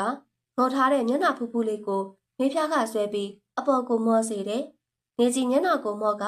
သူ့ကိုကြည့်လိုက်တော့သူ့ရဲ့မျက်ဝန်းထဲမှာစိုးရိမ်စိတ်တွေစိတ်ပူနေတာကိုတွေ့လိုက်ရပြီနေကြီးရဲ့နှဖူးလေးကိုအဖျားရှိမရှိသူ့ရဲ့နူးညံ့လှတဲ့လက်ဖဝါးလေးနဲ့ညင်ညင်တသားလေးကိုအပူချိန်ဆန်းတယ်ပြီးတော့ကိုအပူချိန်ဆန်းတာကလည်းတာမမှာပဲအဖျားရှိတဲ့အပူချိန်တော့မဟုတ်ပါဘူးသူပြောလိုက်တော့နေကြီးတရားငိုတဲ့အကြောင်းရင်းမှန်ကိုသူသိသွားမှဆိုလို့ချားလို့မဟုတ်ပါဘူးခေါင်းကိုက်လို့ငိုနေတာနေပြောလိုက်တော့သူကအဲ့ဒါဆိုဒေါ်အေးကိုတမယာရီဖြောက်ခိုင်းလိုက်မယ်လာကိုနဲ့ထဲကိုလိုက်ခဲ့ပြောတော့နေကြီးသူ့ကိုနားမလည်စွာနဲ့ကြည့်ပြီးစိတ်ထဲကလည်းနေကြီးခံစားချက်တွေကိုမကစားပါနဲ့တော့လို့တောင်းပန်မိကဆွဲထားတဲ့သူ့လက်ကိုယုံပြီးဘာလို့လာဂရုစိုက်နေတာလဲခါတိုင်းလိုပဲအနိုင်ကျင့်နေပါနေကြီးနာနာကြီးကြီးနဲ့ပြောလိုက်တော့သူကနေကြီးရှင်းတန်မင်းကကောင်းမိတာနဲ့မတန်တဲ့မင်းကလေးပဲနေကြီးကိုဒေါသမျက်ဝန်းတွေနဲ့စိုက်ကြည့်ပြီးပြောဆိုထွက်သွားတဲ့သူ့ရဲ့နောက်ကျောပြင်ကိုနေကြီးဝမ်းနဲ့နာကျင်စွာရက်ကြည့်နေခဲ့မိတယ်မိဘမဲ့ကေဟာမှာဖြစ်ပွားခဲ့တဲ့ပြဿနာအစချီလို့သူတရားနေကြီးပေါ်ပို့ပြီးတော့စိန်ကားသွားတယ်နေကြီးကိုတွေ့ရင်လည်းအရှင်လိုအမိတ်တွေမပေးတော့ဘူးလမ်းမှာနေနေချင်းဆိုင်တွေ့ရင်လည်းသူ့ဘက်ကစပြီးတော့ရှောင်သွားတယ်အခုလိုကိုချစ်ရတဲ့သူကဥဖြစ်ခါပြုံးမှုတွေကိုခံရတော့နေကြီးပြင်းပြတက်လောက်အောင်နာကျင်ရတယ်နောက်ပြီးနေကြီးနဲ့မပြောမဖြစ်ပြောရမယ်ဆိုရင်လေတော်ချုံမသစင်ပဲပြောတယ်တနေ့နေကြီးကအက်ကန်ထဲမှာထိုင်ပြီးဝတ္ထုဖတ်နေတဲ့အချိန်သူတရားနေကြီးရှိတာကိုမသိပဲအက်ကန်ထဲကိုဝင်လာတယ်ပြီးတော့ နေကြီးကိုတွေ့သွားတော့ခါတိုင်းလိုပဲရှောင်ထွက်သွားတယ်။အဲဒီနောက်ဧကန်ရဲ့တစ်ဖက်ချိုးကနေတန်ရှင်းရဲလုပ်နေတဲ့ဒေါ်ချိုကိုဒေါ်ချိုခေါ်နေတာမကြဘူးလား။အော်လိုက်တဲ့သူ့ရဲ့တန်ကိုနေကြီးဧကန်ထဲကနေကြားနေရတယ်။ပြီးတော့ဟုတ်ကဲ့ကိုလေလာပါပြီရှင်ဆိုတဲ့ဒေါ်ချိုရဲ့အတန်ကိုပါကြားရတယ်။ပြီးတော့သူကဟိုတယောက်ကိုသွားပြောအပေါ်ထဲမှာစားသွားဖယ်လို့ခဏနေကျွန်တော်တငယ်ချင်းတွေလာမှာမို့လို့သူ့ရဲ့စကားတန်ဆုံးဒေါ်ချိုကနေကြီးရှိရာတစ်ဖက်ကန်ဧကန်ထဲကိုလာပြီးသူပြောခိုင်းတာကိုပြောမလို့ပါစက်ပြင်းနေချိန်နေကြီးကဒေါ်ချိုကိုလက်ကပြပြီးရပြီဒေါ်ချိုနေကြီးအကုန်ကြားတယ်နေကြီးအခုပဲအခန်းထဲကိုပြန်တော့မလို့ပါသူကြားအောင်တမင်တကျပြောပြီးအခန်းရှိရောက်ကိုနာကျင်မှုများအပြည့်နဲ့ပြန်လာခဲ့လိုက်တယ်ကန်ဆိုးမှသွားရာမိုးလိုက်လို့ရွာဆိုတဲ့စကပုံကနေကြီးအတွက်ချမ်းသာခဲ့လေလားမသိနေကြီးဘွားကကန်ဆိုးလာပါတယ်မိဘတွေဆုံးတော့ခုတ်ကိုရမယ်ဖြစ်နေတဲ့နေကြီးဘွားကိုကယ်တင်ပြီးမြစ်တာတရားတွေပေးခဲ့တဲ့အဖိုးထွန်းတရားနိုင်ငံခြားခရီးစဉ်ကပြန်ရုတ်တရက်အုံနောက်တွေးကြောပြတ်ပြီးနေကြီးတို့ကိုအပီးတိုင်ထားသွားခဲ့တယ်။နေကြီးအတွက်အဖိုးရဲ့ဆောက်ရှောက်မှုတွေကိုအချိန်တိုလေးတွင်းမှာရရှိလိုက်ပေမယ့်အဖိုးကိုအဖိုးရင်းတယောက်လိုတန်ရောစင်သွဲပြီးအဖိုးဆုံးသွားတော့ရင်နှင်းအောင်ခံစားရတယ်။ဒါဆိုရင်ငငယ်ကလေးကအတူတူနေလာတဲ့အဖိုးရင်းဖြစ်တဲ့သူအတွက်တော့ဘလောက်တောင်ခံစားလိုက်ရမလဲ။သူတော်တော်ခံစားနေရမှာပါလား။နေကြီးသူ့ကိုနှစ်သိမ့်ပေးခြင်းမိပေမဲ့လေအဖိုးဆုံးမိကလေးကဘယ်သူနဲ့မှစကားမပြောတော့ပဲအခန်းအောက်နေတဲ့သူတယောက်ကြောင့်နှစ်သိမ့်ပေးဖို့ရန်အခွင့်မသားခဲ့ဘူး။တနေ့ဒေါ်ချိုတယောက်မျက်နှာမကောင်းစွာနဲ့ပဲထမင်းဟင်းတွေထည့်ထားတဲ့လေမန်တစ်ခုကိုသူ့ရဲ့အခန်းကပြန်သိမ်းလာတာကိုတွေ့ရတယ်။အဲ့တော့နေကြီးလေဒေါ်ချိုစီကထမင်းလေမန်ကိုတောင်းပြီးသူ့အခန်းစီကိုပြန်သိမ်းသွားလိုက်တယ်။ပြီးတော့အတွင်းဘက်ကပိတ်ထားတဲ့အခန်းတကားကိုခောက်လိုက်တယ်။၃ခါလောက်ခောက်ပေးမယ်လေသူ့ပြန်တယ်မကြလို့နေကြီးသူ့ရဲ့နာမည်ကိုလှမ်းអော်လိုက်တယ်။ဝနာထုံတကားဖွင့်ပါအောင်ဒီမှာမနက်စာလာပို့ပေးတာပြီးတော့တစ်ဖက်ကမစားချင်ဘူးငါ့ကိုအာရော်လာမနှောင်းနဲ့ဆိုတဲ့သူ့ရဲ့အော်တန်ကိုကြားလိုက်ရတော့နေကြီးလန့်သွားပေမဲ့လက်မလျှော့ပဲနေမဖွင့်မချင်းငါတွေကချက်လန်းတလန်းတော့ရွေးမှာမဟုတ်ဘူးနော်ပြီးတော့ကျွီးဆိုတဲ့တကားဖွင့်တန်နဲ့အတူတကားနောက်ကခတ်ထန်မကြောနေတဲ့မျက်နှာနဲ့သူ့ကိုတွေ့လိုက်ရတယ်ပြီးတော့မပြောမဆိုနေကြီးလက်ထက်ကထမင်းဟင်းလင်ပန်းကိုဆွဲယူပြီးအဝေးကိုနှွှက်ပစ်လိုက်တယ်ဂိုလန်ဆိုတဲ့အတန်တွေနဲ့အတူနေကြီးကြောက်လန့်သွားပြီးခန္ဓာကိုယ်လေးကိုကြောက်ကနားလေးနှစ်ဖက်ကိုပိတ်ထားလိုက်မိတယ်။ပြီးတော့သူကဝုန်းဆိုပြီးအတန်မီသွားအောင်တကားကိုပြန်ပိတ်လိုက်တယ်။နေကြီးကတော့မတက်ရနိုင်စွမ်းမရှိတော့ပဲအခန်းရှိမှာပဲကြက်စုံလေးထိုင်ပြီးလက်ဖွားနှစ်ဖက်ကိုမျက်နှာမှာအုပ်ပြီးဝမ်းနဲ့စွာငိုးနေမိတော့တယ်။နေကြီးမနေ့တုန်းကကိစ္စနဲ့ပတ်သက်ပြီးတော်တော်ကိုစိတ်ထိခိုက်နေကြခဲ့ရတယ်။နောက်ပြီးနေကြီးကိုအလိုရှိတဲ့သူတွေမရှိတော့တဲ့ဒီအိမ်ကြီးထဲမှာနေကြီးဆက်နေလို့ရပါမလားအထူးသဖြင့်သူတယောက်နေကြီးကိုအခုဆိုရင်အရင်ထပ်ပူပြီးမုန်းသွားပြီးတော့စကားလည်းမပြောတော့ဘူးအဲ့ဒါကြောင့်နေကြီးထွက်သွားရင်ကောင်းမလားသူစိတ်ချမ်းသာအောင်ဒါပေမဲ့လေသူအဖိုးကြောင့်သူတော်တော်ခံစားနေတာဒီလိုချိန်မှသူ့ကိုတယောက်တည်းနေကြီးထားမသွားတင်ဘူးဆိုပြီးနေကြီးတယောက်တည်းအခန်းထဲမှာအတွေ့များနေခဲ့တာပေါ့အချက်ကထူးဆန်းနေနော်နေကြီးသူ့အပေါ်ကိုမုန်းလို့မရအောင်ချစ်နေမိပြီထင်တယ်။သူကို့အပေါ်ကိုဘလောက်ပဲအမိတ်တွေပေးနေပါစေအနိုင်ကျင့်နေပါစေအော်ဟဲမောင်းထုတ်နေပါစေနေစီသူ့အပေါ်စိတ်ဆိုးချင်စိတ်ဆိုးမယ်ဒါပေမဲ့မုန်းလို့မရဘူး။ဒီနေ့လေကျောင်းကပြန်သူကြိုက်တဲ့ជីအိုးကိုဝင်းလာခဲ့မိတယ်။အဲ့တော့ជីအိုးထုတ်လေးကိုဆွဲပြီးနေကြီးအိမ်ထဲလှမ်းအဝင်။အော်နေကြီးတောင်ပြန်လာပြီလား။မမကမောင်အားနေနေတယ်ဆိုလို့အားရှိအောင်ကျက်စွပ်ပြုတ်လေးလာလုပ်ပေးလိုက်တာ။ကျက်စွပ်ပြုတ်လေးလာတိုက်တာမအင်ဂျင်ဖြူတရကျက်စွပ်ပြုတ်ပကန်းကိုကိုင်ပြီးနေကြီးပြန်လာတာကိုမသိအောင်ဆောင်နေတဲ့ဖုံးသုံးနေတဲ့သူအနားမှာတော့ထိုင်နေပြီးတော့ရော့မောင်အားရှိအောင်တောက်လိုက်အောင်ဆိုပြီးသူ့ကိုနေကြီးရှေ့မှာခွန့်ကျွေးနေတယ်အဲဒီတော့နေကြီးလက်ထဲမှာမျက်နှာငဲနေတဲ့ခြေအိုးထုတ်လေးကိုအตาလေးနောက်ကိုဖဲကမိဖို့ကန်ထဲမှာဟင်းချက်နေတဲ့ဒေါ်ချုပ်ကိုတောက်ပေးလိုက်တယ်ပြီးတော့နေကြီးလေးတွဲနေတဲ့ခြေလန်းတွေနဲ့အပေါ်တက်အိတ်ခမ်းစီကိုအသက်မဲ့သူပမာတက်လာခဲ့မိတယ်အခန်းထဲကကရင်ပေါ်ကိုလည်းဘယ်လိုရောက်လာမှမသိတော့ဘူးအဲဒီနောက်မျက်ရည်တွေပါးပြပေါ်ကိုစီးကြလာကနေကြီးရှင်ထဲမှာလည်းခက်ခဲပင်ပန်းနာကျင်ရတဲ့ဆုံးဖြတ်ချက်တစ်ခုကိုချလိုက်တယ်နေကြီးငှားရောက်တော့သူထိုင်နေတဲ့အိမ်ပေါ်တက်ကအခန်းစီကိုလှမ်းလာခဲ့လိုက်တယ်ပြီးတော့ နေကြီးကိုကြုံပေးတဲ့အနေထားနဲ့ကွန်ပျူတာနဲ့စက်ရင်းစရာတွေတွက်ချက်နေတဲ့သူ့ကိုတွေ့လိုက်ရတယ်။အဲဒီနောက်နေကြီးသူ့ရှိကထိုင်ကုန်မှာထိုင်လိုက်ပြီးသူ့ကိုကြည့်ကနေကြီးနေမရှိတဲ့ဝမ်ခွဲထွန်နေပဲသွားနေတော့မယ်။အဲ့ဒါလားပြောတာ။နေကြီးမျက်ရည်မကျမိအောင်ထိန်ပြောပြီးထပြန်မယ်အလုံး။ပြန်ထိုင်လိုက်။မင်းပြောချင်တာပြောပြီးထွက်သွားလို့ရမယ်ထင်နေလား။မင်းကိုငါအရင်တုန်းကပြောခဲ့တဲ့စကားတခုမင်းနေပြီလား။မင်းကငါပိုင်တဲ့အယုတ်တရုပ်ဆိုတာအဲ့တော့မင်းဒီအင်ကားနဲ့ထွက်သွားဖို့လုံးဝစိတ်မကူနဲ့ကြားလား။သူနေကြီးကိုပြောပြီးသူ့အလုပ်သူဆက်လုပ်နေတော့နေကြီးမကြမိအောင်ထိန်းထားတဲ့မျက်ရည်တွေကပါပြင်ပေါ်ကိုစီးကျလာတယ်။ဒါဆိုနေကြီးကဥပနာထွန်းအတွက်နေကြီးတစ်ပွားလုံးကိုအယုတ်လေးတစ်ယောက်ဖြစ်တာပေးဆက်နေရမယ်ပေါ့ဟုတ်လား။နေကြီးတံမိုးကရှင့်အတွက်အယုတ်တစ်ယောက်တာပဲလားဟင်နေကြီးနာနာကြည့်ချင်းနဲ့သူ့ကိုမေးလိုက်တော့သူတယောက်ကွန်ပျူတာကိုပိတ်လိုက်ပြီးနေကြီးကိုအကြည့်ဆူဆူတွေနဲ့ကြည့်ကနေကြီးမင်းဒီနေဘာဖြစ်နေတာလဲဘာလဲငါနဲ့မမကိုတဝင်းတူနေတာလားဆိုပြီးတော့သူကသူ့အကျင့်တိုင်းလိတ်လိုမျိုးသူ့ဘက်သူရက်သူ့ဘက်သူလိုက်ကမေးလိုက်တယ်အဲ့ဒီတော့နေကြီးလဲသူ့အပေါ်ဘလောက်ပဲချစ်ချစ်မိမမာနာတော့အထိခိုက်မခံနိုင်ဘူးအဲ့တော့နင်းကလေကိုဘက်ကိုရက်တဲ့လိတ်မျိုးပဲကိုအပြစ်ကိုသူများအပြစ်ဖြစ်အောင်လောက်တတ်တဲ့သူနင်းနဲ့ငါနှစ်ယောက်ကြားကကိစ္စမှာမအင်ချင်းဖြူကဘယ်ကနေပါလာတာလဲ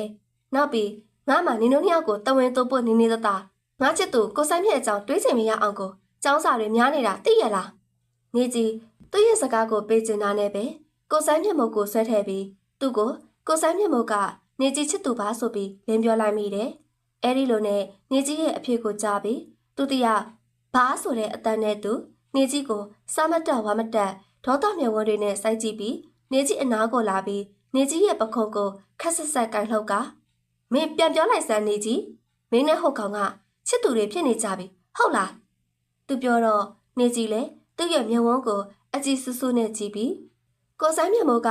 နေကြီးစကားမဆုံးသိသူ့ရဲ့အနှမ်းကျန်းကြီးတွေနဲ့နေကြီးရဲ့နှကန်းဖူးဖူးလေးကိုသိမ့်ပိတ်လိုက်တယ်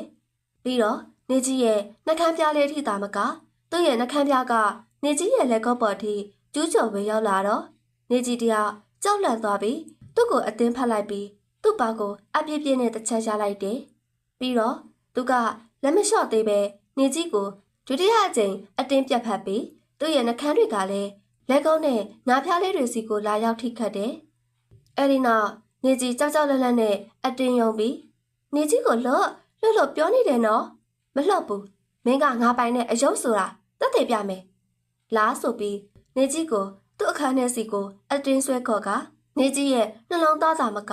အတွေးသားတွေပါသူ့လွှမ်းမိုးသိမ့်ပိတ်သွားခဲ့တယ်မနက်ခင်းရဲ့နေအောင်ကြီးကနေကြီးရဲ့မျက်နှာပေါ်ကိုဖြာချလာတာကြောင့်နေကြီးမျက်ခုံဖူးဖူးလေးတွေကိုဖြင်းညင်းစွာဖွင့်ဟလိုက်တယ်ပြီးတော့နေကြီးစောင်းပါလေးတစ်ထည်သာဖုံးလွှမ်းထားတဲ့ခန္ဓာကိုယ်ကိုရှက်ရွံ့စွာတတိထားမိတယ်ပြီးတော့အဲ့ရရဲ့တစ်ဖက်ဘေးမှာသူမရှိနေတာကိုလည်းတတိထားမိတယ်နေကြီးတယောက်ညတုန်းကအဖြစ်အပျက်တွေကိုပြန်တွေးမိပြီးတော့ရှက်ရွံ့ဝမ်းနည်းစိတ်တို့ပေါ်လာပြီးပါးပြေပေါ်မှာမျက်ရည်ပူတွေဆင်းကျလာခဲ့တယ်ပြီးတော့ပြန်ကျဲနေတဲ့အဝတ်စားတွေကိုကောက်ယူကရေချိုးကန်းထဲကိုအမြင်လဲပြီးနေကြီးအခန်းထဲကိုပြန်လာခဲ့တယ်နောက်နေ့မှာနေကြီးចောင်းသားကျင်စိတ်လည်းမရှိသလိုသူနဲ့လည်းနေနေချင်းဆိုင်မတွေ့ချင်လို့အခန်းအောင်လို့နေလိုက်မိတယ်ဒေါက်တာဆိုတဲ့တကားခောက်တန်ကြတော့နေကြီးငိုလွန်းအားကြီးလို့ပင်ပန်းပြီးအိပ်ပျော်နေရကနိုးလာခဲ့ပြီးတကားနာကိုမရက်တရဲသွားတော့ဒေါ်ချိုအထင်းနဲ့တကားဖွင့်လိုက်တယ်မမျှော်လင့်ပဲသူ့ကိုတကားရှိမှတွေ့လိုက်ရတယ်ပြီးတော့နေကြီးတကားကိုရုတ်တရက်ပြန်ပိတ်လိုက်တယ်မနှဲနာချင်းစွာတယောက်တည်းငိုးနေမိပြန်တယ်သူနဲ့ပတ်သက်ရင်အရာရာပြောညံ့နေသူဖြစ်နေတဲ့နေကြီးကိုနေကြီးလဲအံ့ဩမိနေတယ်အဲ့ဒီချိန်ဒေါ်ချိုကမမလေးထမင်းစားရအောင်နဲ့အကိုလေးကခေါ်ခိုင်းလိုက်လို့ပါနေကြီးဘိုင်းမစားလို့မစားတော့ဘူးနော်ဒေါ်ချိုမမလေးနေမကောင်းလို့လားဒေါ်ချိုကစိုးရင်တကြီးမေးတော့နေကြီးလဲနေကြီးခေါင်းကိုက်နေလို့ပါလေးဖြေလိုက်မိတယ်ပြီးတော့စကားနောက်တရားပါတာလားငိုထားတဲ့အချိန်ကြောက်လာမသိနေကြီးအမတ်တကယ်ကောင်းနေကြိုက်လာတယ်တော်သေးရဲ့ဒေါ်ချိုကနေကြီးအတွက်စွပ်ပြုတ်နဲ့စေလုံးလေးလာပေးလို့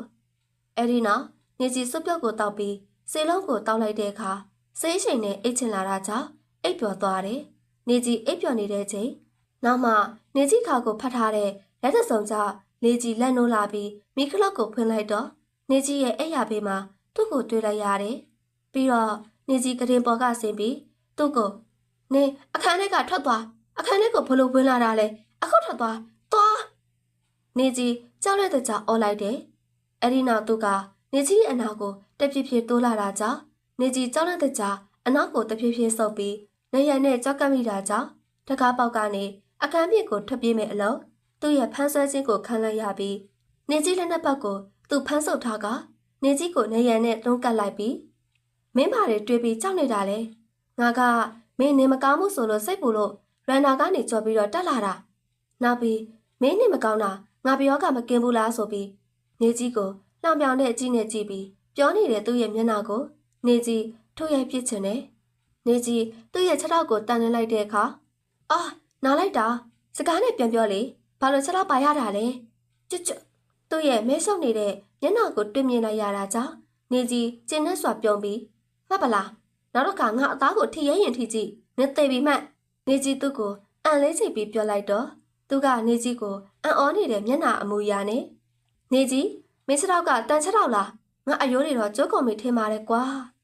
တော်ပြီငါအခန်းမပြန်တော့ဘူးဒီမှာပဲအိတ်တော့မယ်ပြောပြီးနာနေတယ်လို့ပြောနေတဲ့ခြေထောက်တွေနဲ့လျင်မြန်စွာပဲနေကြီးရဲ့အိတ်ရာပေါ်ကိုလှမ်းနေလိုက်တယ်နေကြီးလဲသူဟန်ဆောင်နေတာသိတာကြောင့်သူအနားကိုသွားပြီးခုနတုန်းကငါနေရဲ့ခြေထောက်တစ်ဖက်ထဲကိုပဲတန်နေခဲ့တာလေအဲ့တော့နေရဲ့မနာတဲ့နောက်တစ်ဖက်နဲ့နေအခန်းကိုပြန်လိုက်တော့သွားသူ့ကိုကလေးဘောကအတင်းဆွဲချတော့သူကနေကြီးကို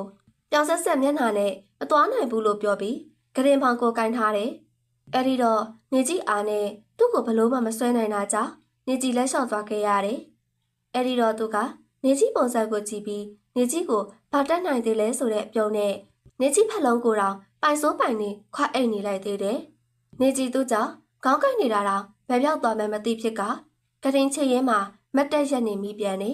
နောက်တော့သူ့ရဲ့ဘေးမှာသွားထိုင်လိုက်ပြီးသူ့ကိုပြုံးကအခုနောက်ကငါနေရဲ့ဘယ်စတော့ကိုတန်နေမိလိုက်လဲဟင်လို့မေးလိုက်တော့သူကဘာလဲဆေးလိမ့်ပေးမလို့လားအဲ့ဒါဆိုရင်ညာစတော့ကိုလိမ့်ပေးနော်နေကြီးကိုပြောတော့ no ဆေးလိမ့်ပေးမလို့မဟုတ်ဘူးကြံတဲ့စတော့ချောင်းကိုချိုးပေးမလို့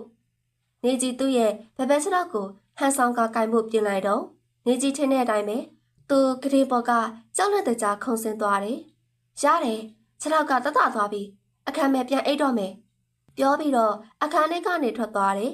နေကြီးကတော့သူ့ရဲ့ဖြစ်ရက်ကိုအကျဉ်းနဲ့ကြီးချင်တဲ့အခါအောင်နေသူအပြုံးနဲ့အိယာပေါ်မှာပျော်ပျော်ကြီးအိတ်လိုက်ပါတော့တယ်နေကြီးဒီနေ့မနက်ကဘာကြောင့်မှမသိပေါ့ပါလန်းဆန်းနေမိတယ်အဲ့ဒါနဲ့ရေမိုချိုအင်းချီလဲပြီးကြောင်းသွားဖို့ပြင်ဆင်ကအောက်ထပ်ကိုမနှက်စာစားဖို့ဆင်းလာခဲ့တယ်သမင်းစားခန်းထဲမှာဒေါ်ချိုပြင်ဆင်ပေးထားတဲ့ကော်ဖီနဲ့မမကန်ကိုတွေ့ရပြီးသူ့ကိုတော့မတွေ့ရဘူးအဲ့ဒီတော့နေကြီးတယောက်တည်းလွတ်လွတ်လပ်လပ်နဲ့မနေ့ကစပြုတ်တစ်ခုတည်းပဲစားထားတာကြောင့်ဆဆာနဲ့ကော်ဖီနဲ့မုတ်တွေကိုငရင်ရှက်ရည်စားတောင်းနေတယ်အဲ့ဒီချိန်နားလိုက်တာဒေါ်ချိုရေကျွန်တော်ကိုရေခဲအိတ်လေးပေးပါအောင်ဗျာဒုတိယခြေတော့ထော့နဲ့နဲ့သမင်းစားခန်းကိုဝင်လာပြီးနေကြီးနဲ့မျက်နှာချင်းဆိုင်ခေါ်မှဝင်ထန်လိုက်တယ်ပြီးတော့နေကြီးကိုတခုခုပြောဖို့ဟန်ပြနေချိန်ဒေါ်ချိုရောက်လာတာကြောင့်ရေခဲအိတ်ကိုလှမ်းယူလိုက်တယ်ဒေါ်ချိုကသူ့ကိုအံ့ဩသောအကြည့်နဲ့အကိုလေမနေ့ကမမလေးအတွက်စွပ်ပြုတ်လုပ်ပေးနေတော့ကအကောင်းပါအခုမှခြေထောက်ကဘလို့ဖြစ်လို့ရောင်းနေတာလဲအံ့ဩတကြီးမိလိုက်တော့နေကြီးတယောက်သူကနေကြီးအတွက်စွပ်ပြုတ်လုပ်ပေးတယ်ဆိုတဲ့အတန်ကြောင့်တောင်းနေရဲ့ကော်ပီတောင်တီးသွားတယ်ပြီးတော့သူကနေကြီးကိုကြည့်ပြီးဒေါ်ချိုကိုညကကျွန်တော်ခြေထောက်ကိုနွားမတက်နေသွားလို့ပြောလိုက်တော့ဒေါ်ချိုကအကိုလေးကလည်းဒီအိမ်မှာနွားမမရှိတာဘယ်လိုဖြစ်နိုင်မှာလဲပြောလိုက်တော့နေကြီးကသူ့ကိုပြောနေမယ်သိပေမဲ့လည်းနားမလည်ရှာတဲ့ဒေါ်ချို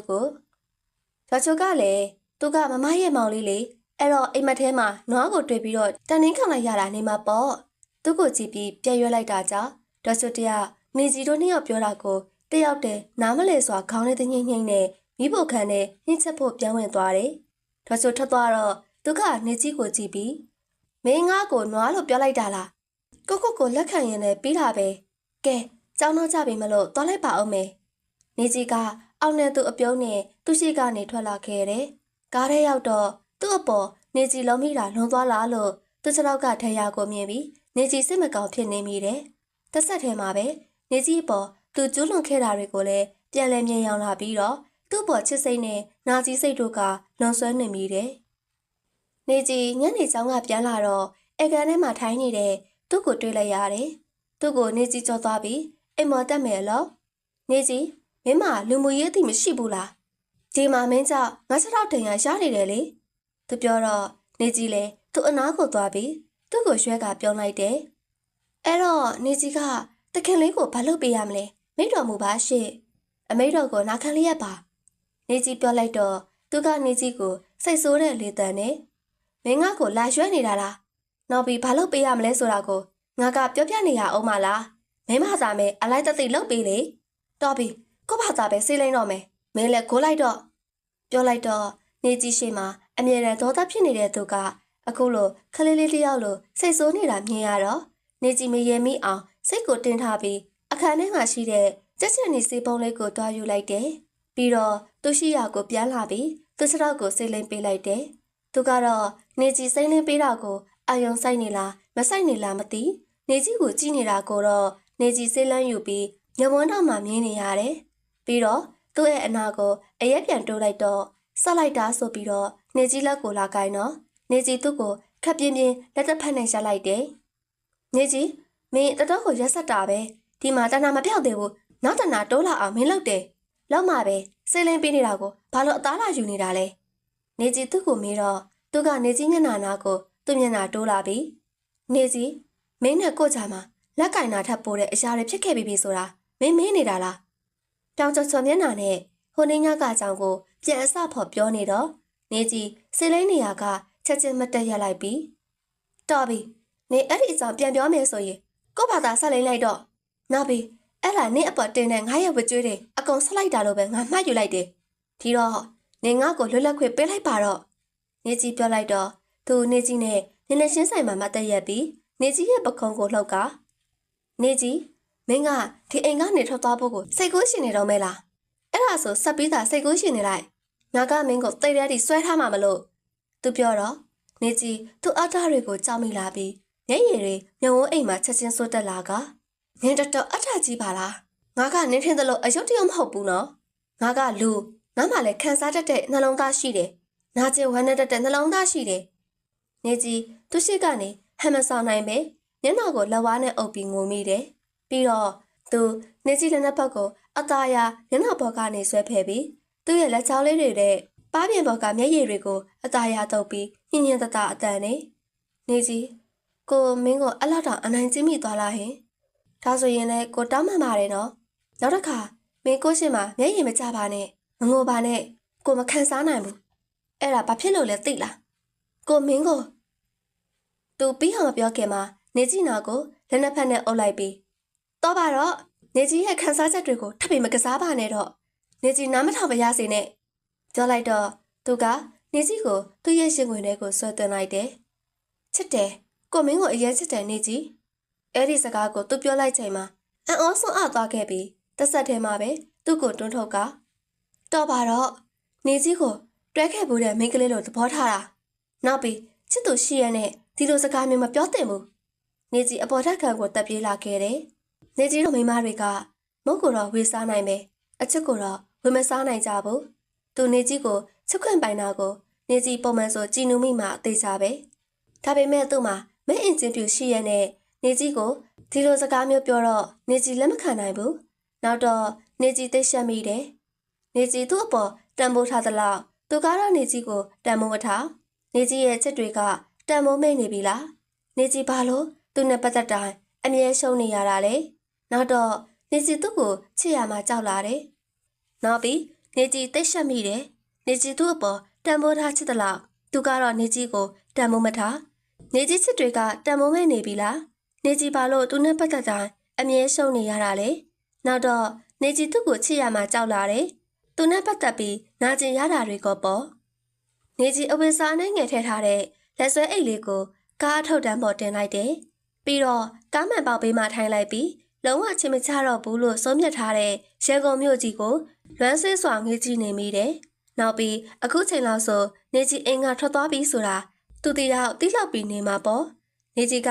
ရုပ်ရှင်တွေထဲကလို့ စာကိုရှိဝေးမရေးပဲနေကြီးကိုစောက်ရှောက်ပေးတဲ့သူအားလုံးကိုကျေးဇူးတင်ပါတယ်။နေကြီးအတော်ရှိရာနေမျိုးလေးတစ်မျိုးကိုထွက်သွားပါပြီ။ရောက်ရအရက်မှာပျော်ပျော်နေမှာမို့လက်မရှာပါနဲ့တော့လို့စာလေးကိုရေးကနေကြီးအိယာဘေးကစပွဲပေါ်လေးပေါ်တင်ထားခဲ့တယ်။ဒီစာကိုသူ့အရင်မမြင်ရင်တော့အခန်းထဲကိုမနဲ့တိုင်းတန်ရှိရင်လာလုပ်ပေးတဲ့ဒေါ်ချိုတွေ့ကောက်တွေ့လိုက်မယ်။အခုချိန်မှာနေကြီးရဲ့နှလုံးသားပျော်ရွှင်မှုတွေကသူနဲ့အတူတူစအိမ်ကြီးထဲမှာပဲကြံနေခဲ့တယ်ဆိုတာကိုနေကြီးကလွယ်ပြီးဘယ်သူသိနိုင်မှာလဲဒီလမ်းကိုနေကြီးရွေးခဲ့တာကလည်းနေကြီးကိုနေကြီးတနာမိလို့ပါနေကြီးကသူ့စီကမှန်ကန်တဲ့ချက်တွေတမိုးထမှုတွေကိုမရရှိခဲ့ပေမဲ့လေနေကြီးချင်းဆိုတယ်နေကြီးသူ့အပေါ်မှန်ကန်တဲ့ချက်တွေနဲ့ချစ်ခဲ့တယ်ဆိုတာကိုဒါပေမဲ့နေကြီးနှလုံးသားကသူ့ရဲ့ချစ်ဘဝအောက်မှာသူ့ရဲ့အမိတော်တိုင်းခံစားချင်ပေမဲ့လေနေကြီးမာနာကတော့သူ့ရဲ့အတ္တတွေအမိတွေကိုနာခံလို့ခြင်းမရှိတော့ဘူးထင်ပါတယ်အဲ့ဒါကြောင့်နေကြီးရဲ့မာနာတွေနဲ့တူနေကြီးသူ့စီကနေထွက်ပြေးလာဖို့ဆုံးဖြတ်ခဲ့တာပေါ့ကားလေးကတီးဟိတ်မောင်းနေလာရာအဖေအမဝမ်းခွဲအတော်ရှိရာပသိမ်မြို့ကိုရောက်လာတယ်အဲ့ဒီလိုနဲ့နေကြီးလဲအိမ်လေးစာလေးတိုင်းမင်းမြန်းစုံစမ်းခဲ့ရာအတော်အိမ်ရှိကိုရောက်လာခဲ့တယ်တထထိုင်အိမ်ရှိရောက်တော့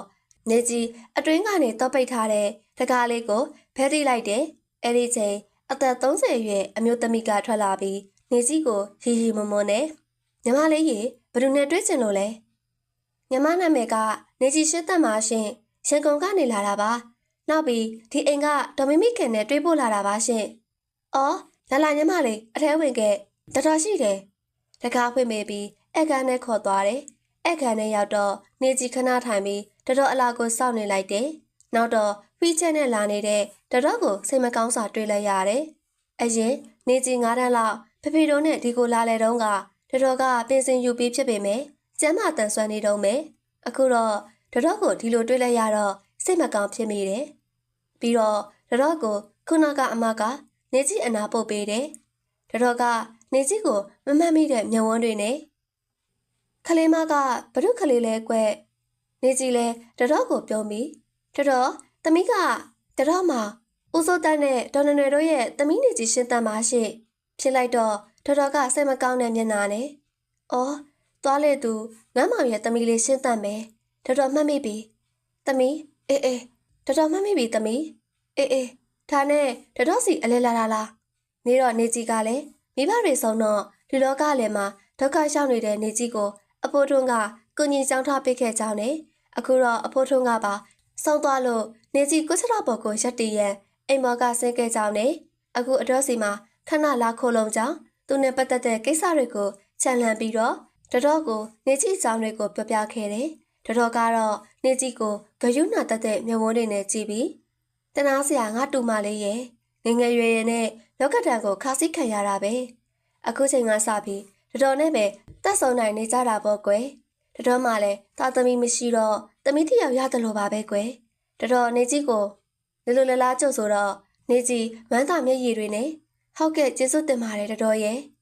အဲ့ဒီနေ့ကစပြီးတော်ရဲ့နေကြီးရဲ့မမစင်ရဲ့3ယောက်သာပျော်ရွှင်စွာနေကြတယ်နေကြီးကတော့တော်ရဲ့လုပ်ငန်းဖြစ်တဲ့အိမ်ထဲတစ်ချက်ကျော်မှာရှိတဲ့ပန်မျိုးစုံစိုက်ပျိုးရေးခြံလေးကိုအလုပ်သမားလေး9ယောက်နဲ့အတူအတော့ကိုစားဦးဆောင်ဆောင်ရွက်ပေးတာပေါ့မမစင်ကတော့တော်ကိုပြုစုဆောက်ရှောက်ချက်ပြုတ်တဲ့တာဝန်ကိုယူရတာပေါ့တော်ကနေကြီးကိုမပီသေးတဲ့ချောင်းကိုဆက်နေဖို့ပြောလာပေမဲ့လည်းနေကြီးကကျမ်းမာရေးမကောင်းတဲ့တော်ကိုမကြည့်ရတာကြောင့်စမတ်တော်ဖို့စောပြတ်ခဲ့လိုက်တယ်ဒါပေမဲ့လည်းနေကြီးပန်းကျင်ထဲမှာအလုပ်လုပ်ရတာပျော်ရွှင်နေအလုပ်ကနေကြီးအတွက်မပင်ပန်းဘူးနေကြီးကမှာယူထားတဲ့ပန်းပြုတ်ပင်တွေကိုစက်ရင်တွက်ချက်ပေးရတယ်တော်ကတော့နေကြီးရဲ့အလားတိမှုတွေနဲ့လိမ်မမှုတွေကြောင့်အလွန်မင်းပျော်ရွှင်နေရတယ်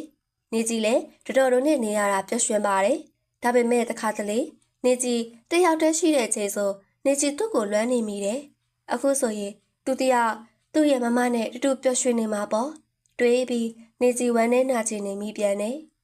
နေကြီးရဲ့မာနတွေကသူ့ကိုမေ့ထားချင်ပေမဲ့လေနေကြီးရဲ့နှလုံးသားကသူ့ကိုမေ့မရဘူးဖြစ်နေတယ်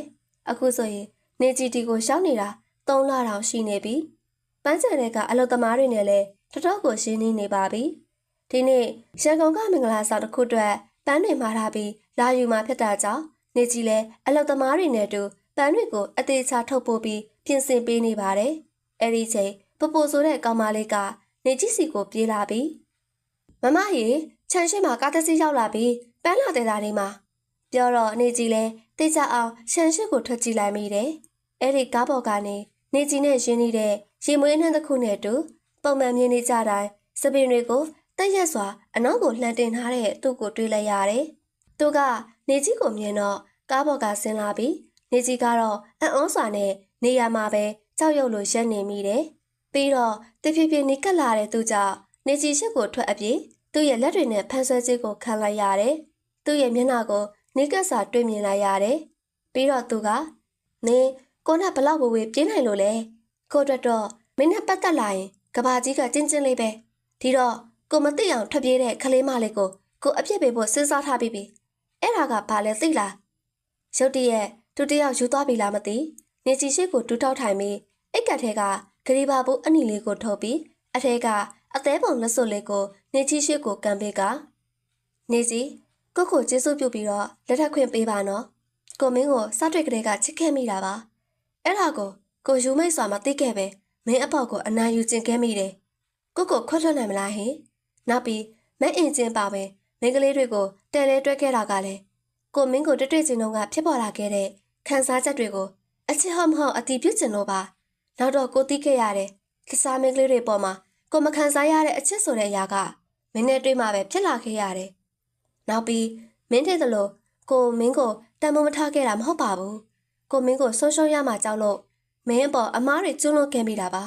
မင်းယုံထားရမှာကငါးချစ်တွေကမင်းစီမှာပဲအမြဲခါစားနေမယ်ဆိုတာပါသူ့ရဲ့ခံစားချက်တွေကိုနေကြီးရှင်းမှာဖွင့်ထုတ်ပြပြီးတော့နေကြီးကိုလက်ထပ်ခွင့်တောင်းတော့နေကြီးဘာမှမပြောနိုင်တော့အောင်ဝမ်းသာသွားခဲ့ရပြီးသူ့ရဲ့အချစ်တွေကိုနေကြီးယုံကြည်လာတယ်နေကြီးနှလုံးသားကိုလည်းနေကြီးဆက်ပြီးမညာကျင်တော့ပါဒီတော့နေကြီးအချစ်ရဲ့အမိတ်တော်တိုင်းသူ့ကို yes လို့ပဲကောင်းညစ်အဖြစ်ပေးလိုက်ကသူဝေပေးတဲ့လက်စွပ်လေးကိုကြည်နူးမှုအပြည့်နဲ့နေကြီးရဲ့လက်တကြွယ်လေးမှာနေရာယူခွင့်ပေးလိုက်ပါတော့တယ်ချစ်ရတဲ့ပရိသတ်များရှင်ဒီနေ့မှတင်ဆက်ပေးခဲ့တဲ့အချစ်ဇာတ်လမ်းကောင်းလေးကိုနှစ်သက်ကြမယ်လို့ထင်ပါတယ်နောက်လာမယ့်ဇာတ်လမ်းတွေမှာလည်းဘယ်လိုမျိုးစိတ်ဝင်စားစရာကောင်းတဲ့ဇာတ်လမ်းတွေကိုရွေးချယ်တင်ဆက်ပေးအောင်မလဲဆိုတာစောင့်မျှော်နှားစဉ်